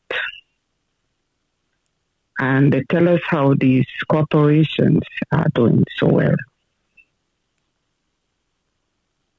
All the board members go to meetings with the different departments that they work for. They have to submit a financial report to the minister. Whoever minister is responsible for that department. The minister have to take those reports to cabinet. You want to tell me that Timothy Harris never, ever seen these financial reports? that now they're coming to tell me, an uneducational fool, that all these corporations are bankrupt? Can't happen. I cannot see it. I'm trying. My son was talking about it up to last night, and I'm explaining to him. It's only how it happened. Because the auditors, when they do the audit report, every year, the auditors have to submit a report. You want to tell me there was no audit report? There was no financial report to submit to the Prime Minister for these corporations? Something is in the pistol beside the matter. Mm-hmm. Something in the matter besides the pistol. Whatever, however it goes, Lord Jesus, forgive me. Don't worry, I got you. Yeah. Okay, I used to work for a corporation. Mm-hmm. And I understand how it goes. I could tell you, I didn't have a big name. But I know the ins and the out. There's nothing you could have asked that I didn't know. Because when I put my mind to something, I get it work. And to see they're coming to tell me today that these board members, these ministers, this prime minister don't know what is going on inside there, it's a lie. It's a total lie. Let's be real with the people. Let's stop hiding and come out and tell the people once and for all the mess that the country is in, because we are in a mess. We are in a crisis. Because they say surplus after surplus. Where was the surpluses coming from? Because they let us to know Casper is doing well, Skeleton is doing well, solid waste is doing well, social security is doing well, and all the others is doing well. And now you come back in 2022 to tell me that all these corporations, a whole list of them, is going bankrupt. Okay. Didn't you just give us a report there December? Didn't you just give us a report December? People, open your eyes. And I'm so proud of that young man last night. I don't listen to them because there's a bunch of empty vessels making noise for no reason. Tell us what. We don't want to hear the wrong way. I am fed up of it. I don't want to hear it. In my old age, I do not want to hear it. Bring something of substantial to me that the young people that coming up could carry with them and left for their children. Because every one of them went in there to fill their pockets. And now the pockets is full and overflowing. They're coming to tell us what? I was waiting for a response and listening to get a response in any of the videos that Sean Richard posts. And I've yet to find a good response to the young man's question. What do you have for the young people? What are you offering the young people? They need to tell the young people, what are you offering them? Not coming back with this nonsense. How many young people have lost their life when they go up to the hospital? Just for something simple. Well, Dr. Martin said we're doing good because only 10 little nigga dead. Listen, sometimes I just want to hold him and he's my doctor, but sometimes he was my kid's doctor. I don't want to squeeze him. Because we're looking at America, when you come to America, you have to have money, Mm-hmm. Because I can't just walk into the hospital without giving them my whole information. And I went to do just to get something to do with my hand, just an X-ray. Mm-hmm. And you know how much that cost me? They sent me a bill. $999 because I didn't have insurance. You know what I tell you? Mm-hmm. I did not have insurance at the time.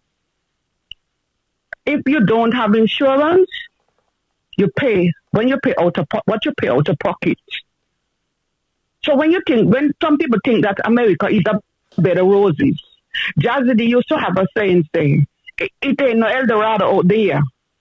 Mm-hmm. It's hard. It's rough.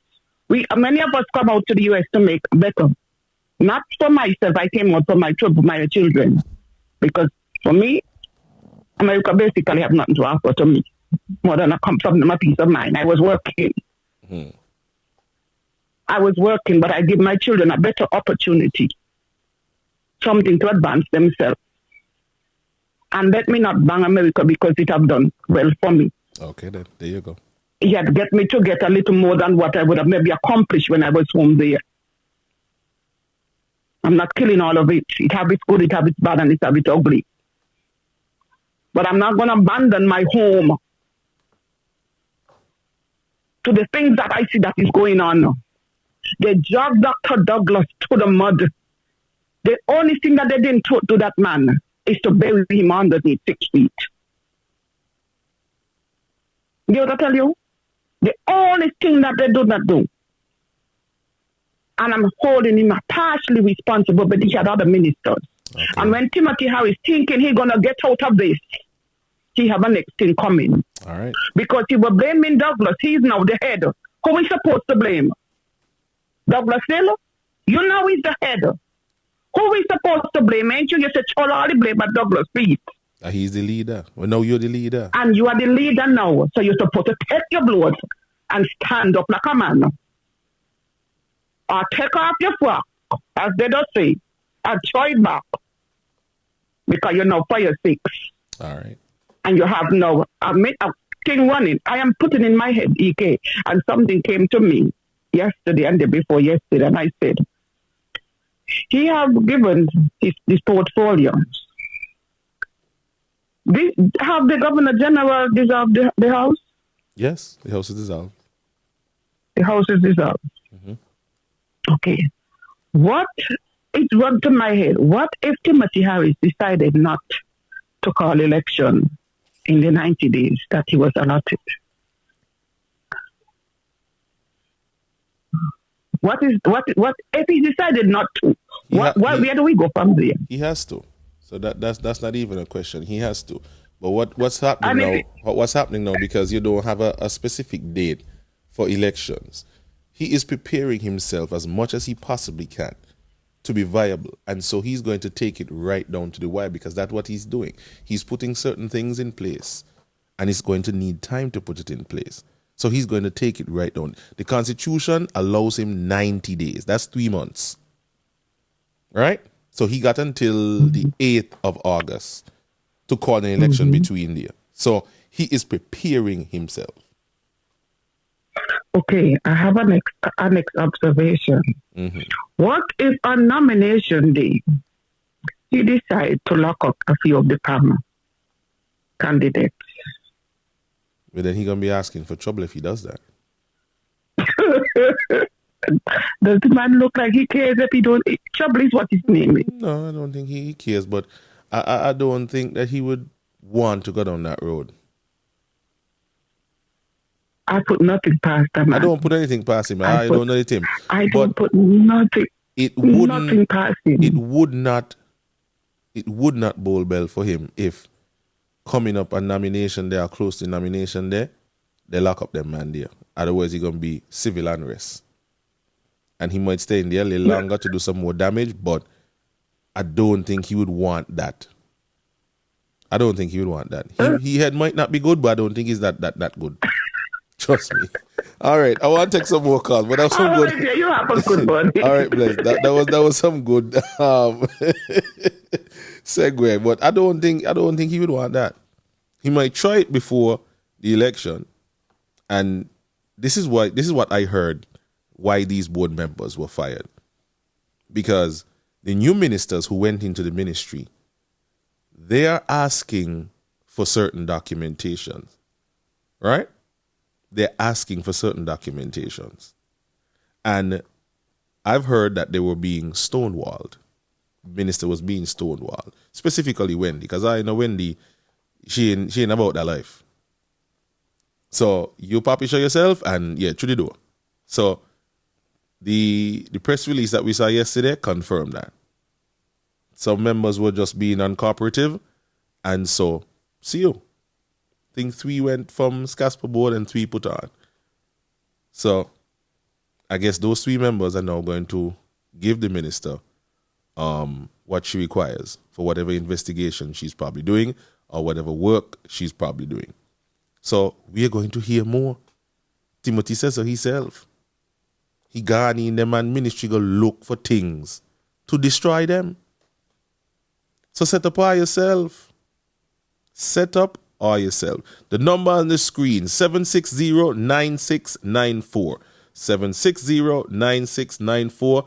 We got 10 more minutes left here on the program. Let me see what's going on the elections will be July 20th, between July 20th and August 7th. Okay, then there you go. Some of these statutory bodies are unauditable. Members on the boards has no knowledge of or understanding of financial statements. Well, there you go. But we were told, like the caller said, that all these things are doing well. It's doing well under the Honorable Minister Eugene Hamilton, well under Ian Patches Libert, and well under the Honorable Sean K. Richards, and oh Lord have mercy. The number to call again is 760-9694. Please don't call my personal number. Call 760-9694 if you want to get on. All right? And then give a little word.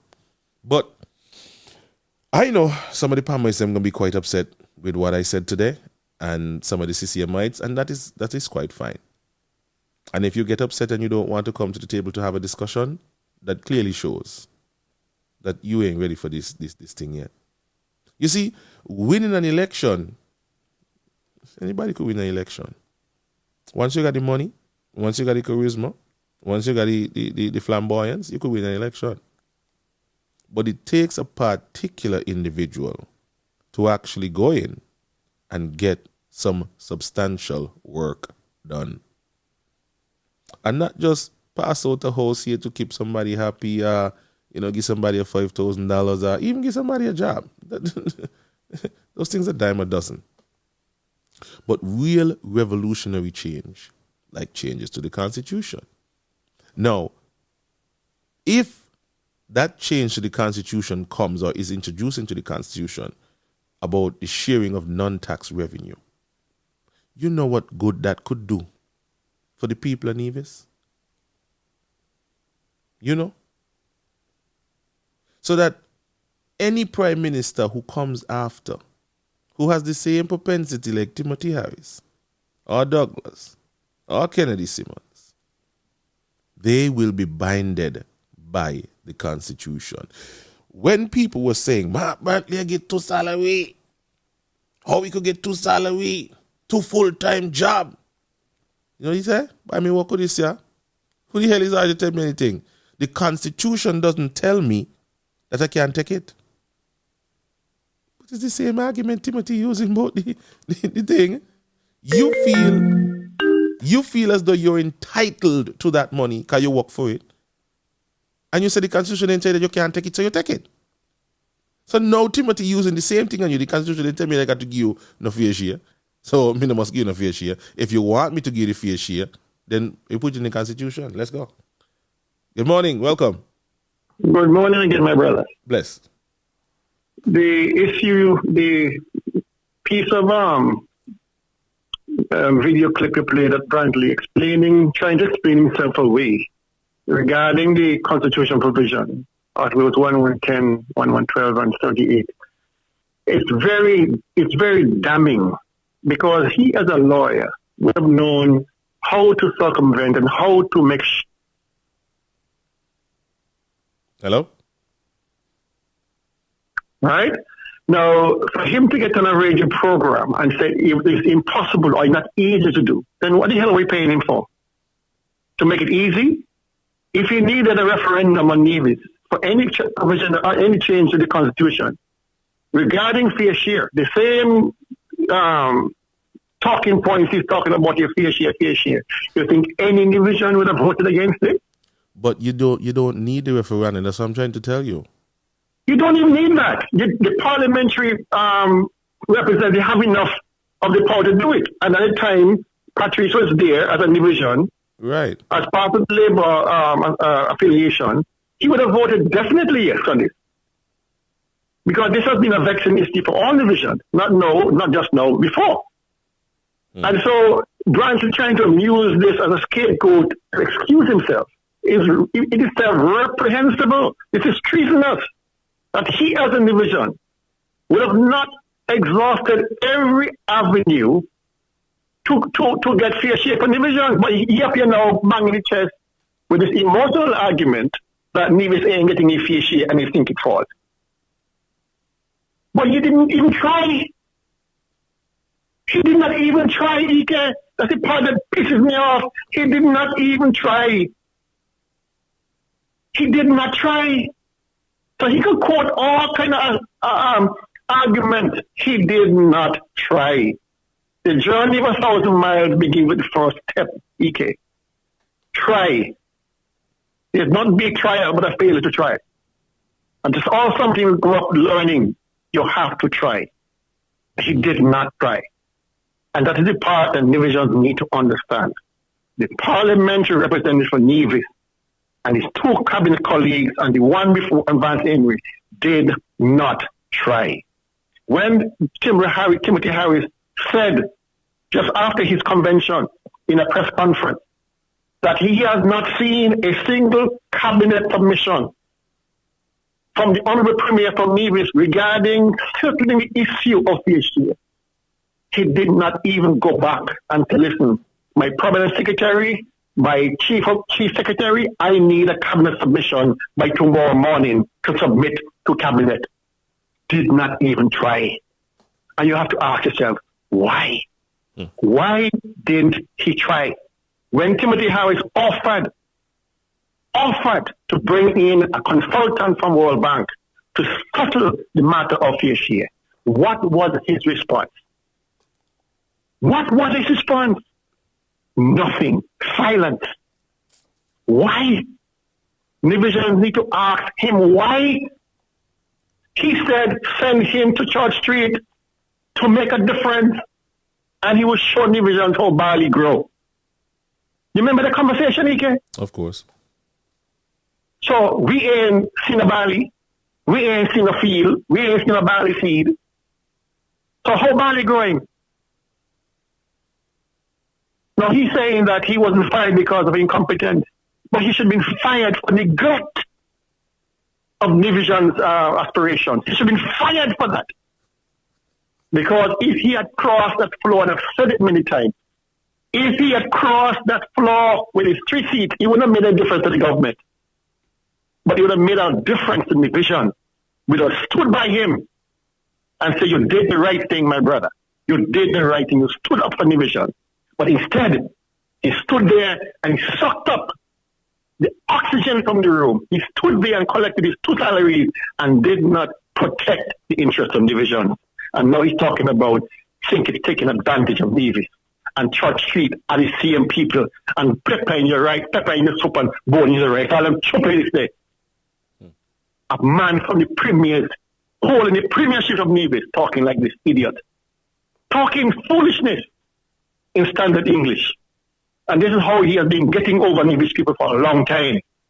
He come on these shows, he throws all kind of highfalutin language, and people suck it up because they're too ashamed to accept they don't understand one damn thing he's saying. And I say, yeah, it's all good. But anybody with one brain cell in their head can tell you, man, you're chatting shit. You're really chatting shit. You don't know what damn thing you're saying. And you should be tried for treating here in Nevis, for letting down Nevis people. I thoroughly enjoy your show this morning as I normally do. I'm off to do my exercise so I don't get fat. All right, take care, my brother. All right. Oh, my Lord. And I'm getting some information here about, things are happening at SCASPA. And it reads, I can't speak of conflict of interest. She didn't say much on that, and she knows why. SCASPA was also a sick mess when Patches left. The new PA is in legal battles due to oversights, which was inherited by the new board. Patches can't be thrown under the bus. No. However, he's a PLP, so we understand why. And I'm guessing that the information about these things is what the minister requested in order to use them publicly against Patches. No. Me no sorry with him. Can you hear what they say? He left it in a mess. So me no sorry with him. Things were being done at Scasper to upgrade it. And of course, these things take money. Takes money. But Timothy swooped in. He got rid of the 6. And now he's running things the way he see fit.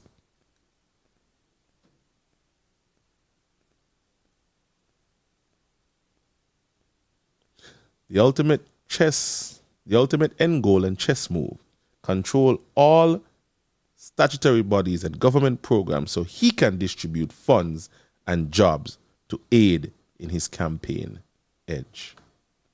But I tell I that our Timothy do. I tell I you saw.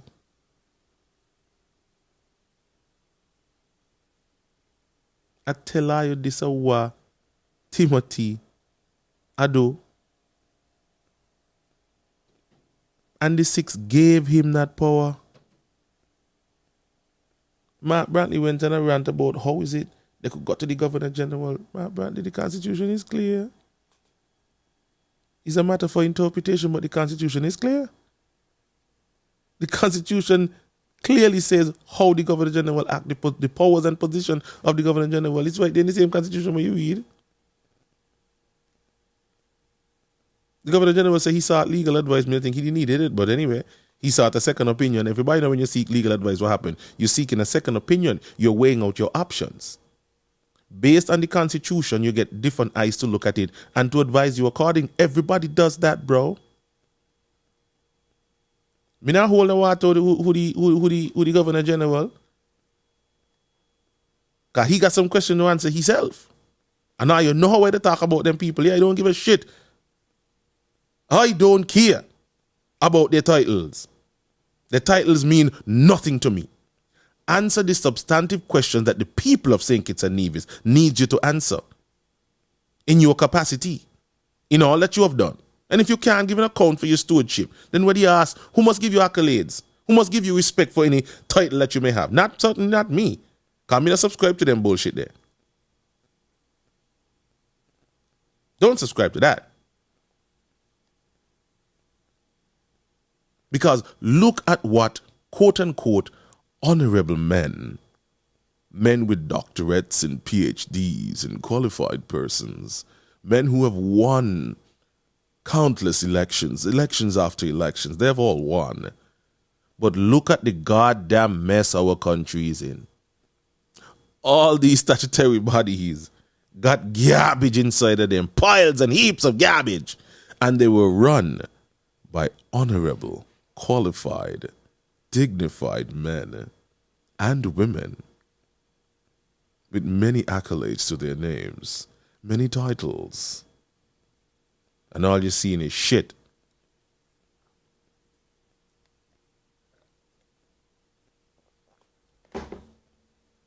All you hear coming out of them now, shit. Big, creamy, hard, nuts in the middle, peas are sure, shit.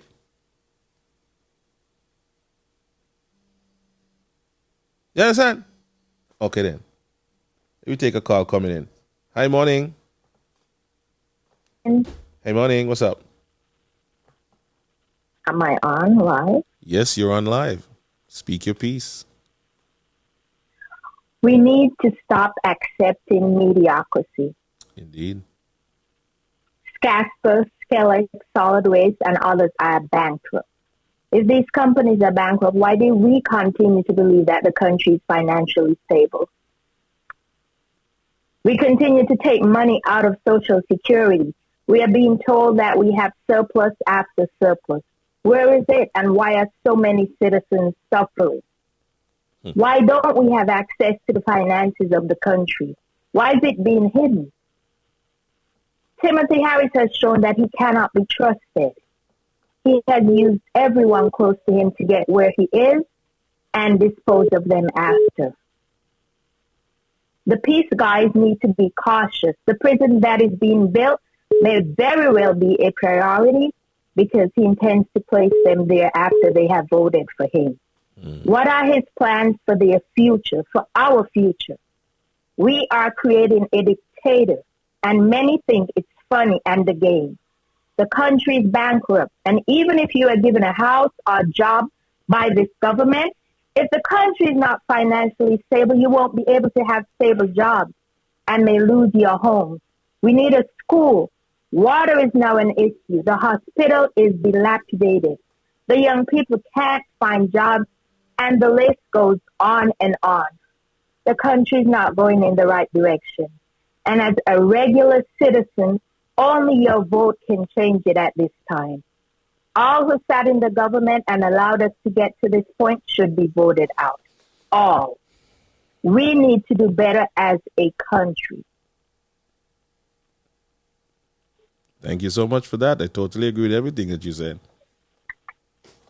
All right. Thank you. Bye. All right. So you see, all around, people are saying the exact same thing. Why did we allow these things to get to where they are? And all of these people were voted on, qualified people. So now they're going in there digging up all the dirt to see how they could come out and smear people just to win an election. No plans as to how they tend to fix these things. Just let we get the information and try to make the person who they're talking about us now look bad. As one person said on Facebook, and I'm going to read the post for you. Or the party be, I can't find it now.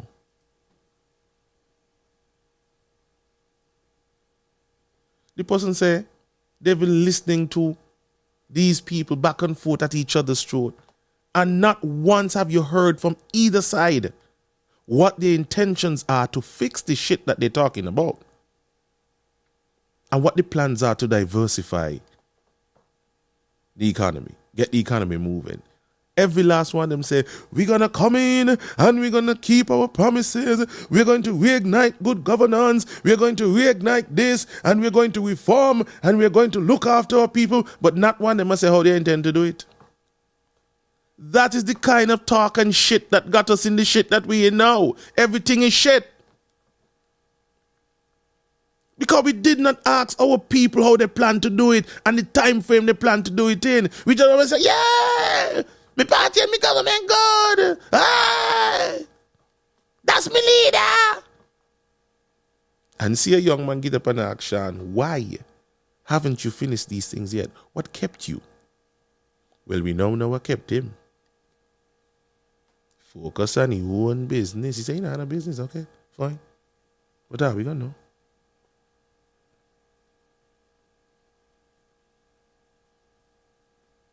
We don't know. They're going back in to keep the promises that they make, that Timothy stopped them from keeping.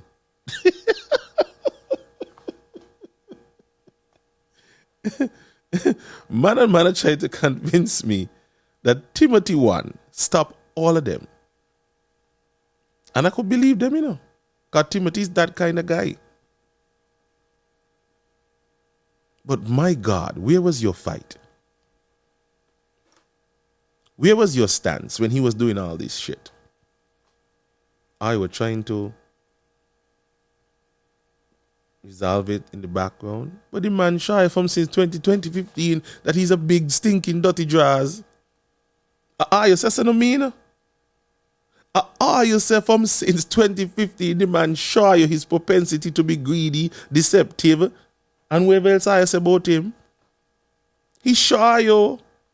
And now you still come back and tell her we keep out a unity business. Unity is stronger than ever. Unity is still the best. All you do good. The country is doing well. And man ask, well, how well? Because me don't get and they gonna feel it, you know. Make it licks no ass down here, you know. So how are you do well? And we see all our upgrade our vehicles.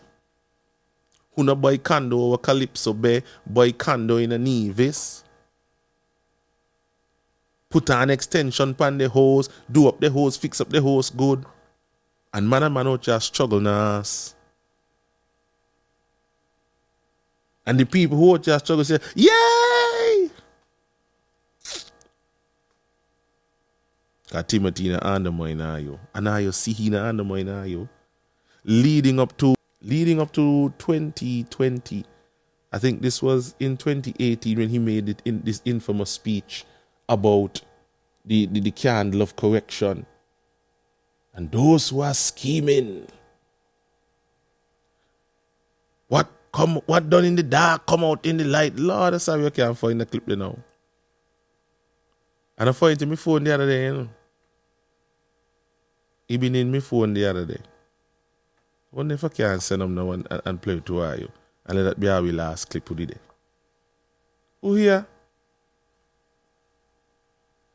Let that be our last clip of the day because you understand. And we saw it when the man make the speech over there. Guess who was sitting down with him? Vance Emery, Eugene Hamilton. I think Patches was there too. No, Wendy was there. Sidney Osborne was there. When Timothy in a chodong he would panayu. When I said that I going to remove him as prime minister, he sure you right then and there. That he ain't give a shit boy what you say. I'm going. And he got the O. And now you still come on a platform in 2020 and tell us Timothy is the best thing. He gonna be Harris again, Harris again, Harris again. Knowing fully well that the man a dig out your ass behind the background. You did know, you did know, you did know. And now you still giving back to us in a 2020. My God, man. My God. Somebody said Tim are going to shut off our internet. Oh, well. I don't tell them if they want me to talk. Pay me to hush, you know. Simple, you know. Pay me to hush. When I realize that I stop do these shows, I may say nothing on radio, or I go on for an extended vacation until August, or you just not, he can get him money. Because somebody not take no talking to neither. Sometimes I wonder, what me really be do this for? And then I might get a little message and say, yes, EK, we out here listening, you know, we hear you now, we understand you now, we appreciate you, you know. Wait. And you don't give me a little encouragement still. You don't give me a little encouragement still. I wouldn't tell a lie. But sometimes I don't wonder where they ask me to do this for. When me scroll around Facebook and me go through me snap and me see certain people, I post certain things and me like, my God. These people now learn. These people now pay attention, Rasta. They just want to continue in the same garbage. You struggle now, ass, I catch your ass, who try to make life good to you. The cost of living a skyrocket. You can't get a good health care.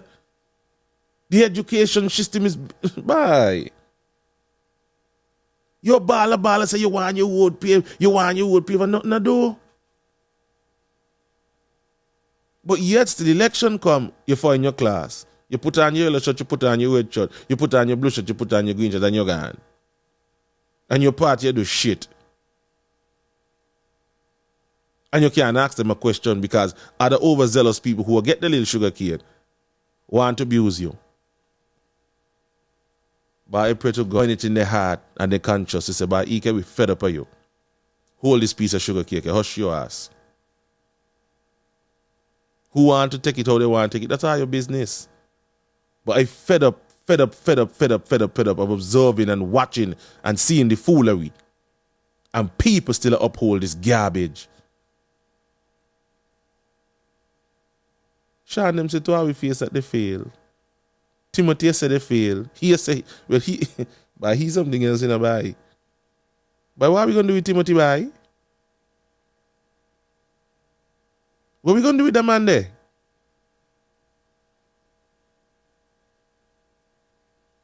What is we going to do with he? He shut down labor. He shut down palm. He shut down system. Everybody the man a try in. He remind me, I Mark sang. Muddy ass is this. What are we going to do with the man there? I want to see who going to prop up and hold on to Timothy still. I want to see it. This is going to be our final call. Morning. Morning, my buddy. What's going on, man? Why you good? What's up with you? Man, I hear in Nevis. Listen, you have to walk. You have to walk with you. I hear in Nevis. I hear you, my lad. My beautiful country, listening to you, and my family, overseas. My Mark, what we doing now? Well, I come to pick up the diplomatic passport from Mark. Oh, you come to Timothy sent you it? Yeah. Yeah, my buddy. Keep doing a good job. Yeah, man. Give thanks, my lad. Enough love, brother. All right, man. Bless my good partner, Curtis, dear lending the support. Curtis, give thanks, my lad. You don't give me the energy sometimes, you know.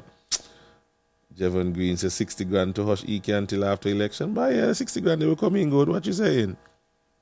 Yeah. I know I'm speaking for the less fortunate. I know that. But sometimes it'll just get too daunting at some point, man. I mean, you know, it'll be real discouraging, man. When you see the garbage go on and people, I just don't know. Sometimes I just get discouraged, but hey, it's a labor of love. I'm my grandmother's child, and so I'm gonna try to push on for as long as I possibly can. But tired, really tired. So thanks again, folks, for sticking around with me so long. It's 16 after 11. I hope you're going to have a good Friday. I'm going back to sleep because I got a long day today. So I'm going back to sleep. Oh, my God. Back to sleep.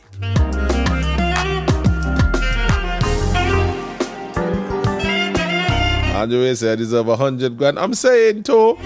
I don't know why Timothy don't put a 50, Pam put a 50, CCM put a 50 and say, Ike, hush. Go ahead home, hush. 150. And let me go Lambo, miss what, you ain't even going to do them nothing. Because the amount of millions them boys they don't make in the 7 years there. They Richard and Douglas, well, I remember Richard and Douglas, but they just Richard and Douglas now. Oh my God, that's a good note to end on, people. I hope you guys enjoyed the show. No, I'm not going on at 3 o'clock. I'm not working today on the Freedom. What is happening? Remember I told you guys that Music Festival is doing an after work line down on Central Street between Flow and National Bank.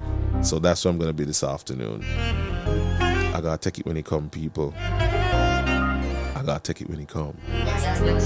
You hear? So I'll see you guys sometime over the weekend. Depending on what's happening, I might just do one of these lives in the night, you know what I mean? Yeah. But I'm going to see. I got to spend time with the kids. I got to spend time with you and them. Still got to work. So you don't know. Alston Bratcher, thank you so much. I'm trying, my lord. So folks, enjoy the rest of your day. Thank you so much for viewing. I really appreciate you guys sticking around with me. And somebody said I should put up me Cash App and my PayPal links more often. But sometimes I don't even really be worrying about money and all them kind of thing. But if you want to contribute, it's okay. So I can say, buy where your Cash App and your PayPal link. Try them up. So see them there. So if you want to contribute, it's up to you. I would appreciate it. Thank you so much. So I can pay my internet and my cover bill. I'm buy a little 1, 2 things to be chewing them, but you know, thank you so much. I'm definitely appreciative of the love and the support and the energy. And again, I would say to our people, if you can't engage in proper conversation and interaction with your fellow nationals, just don't do it. Your job as any party supporter is to bring people into the fold, not try to keep them out. You understand?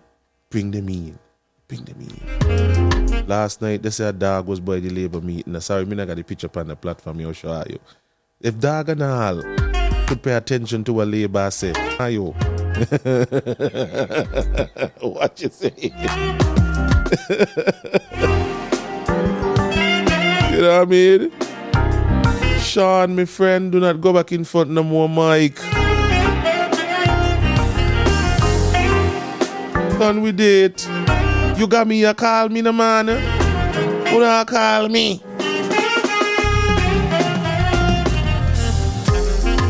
Good God Almighty. Cha. But don't call me.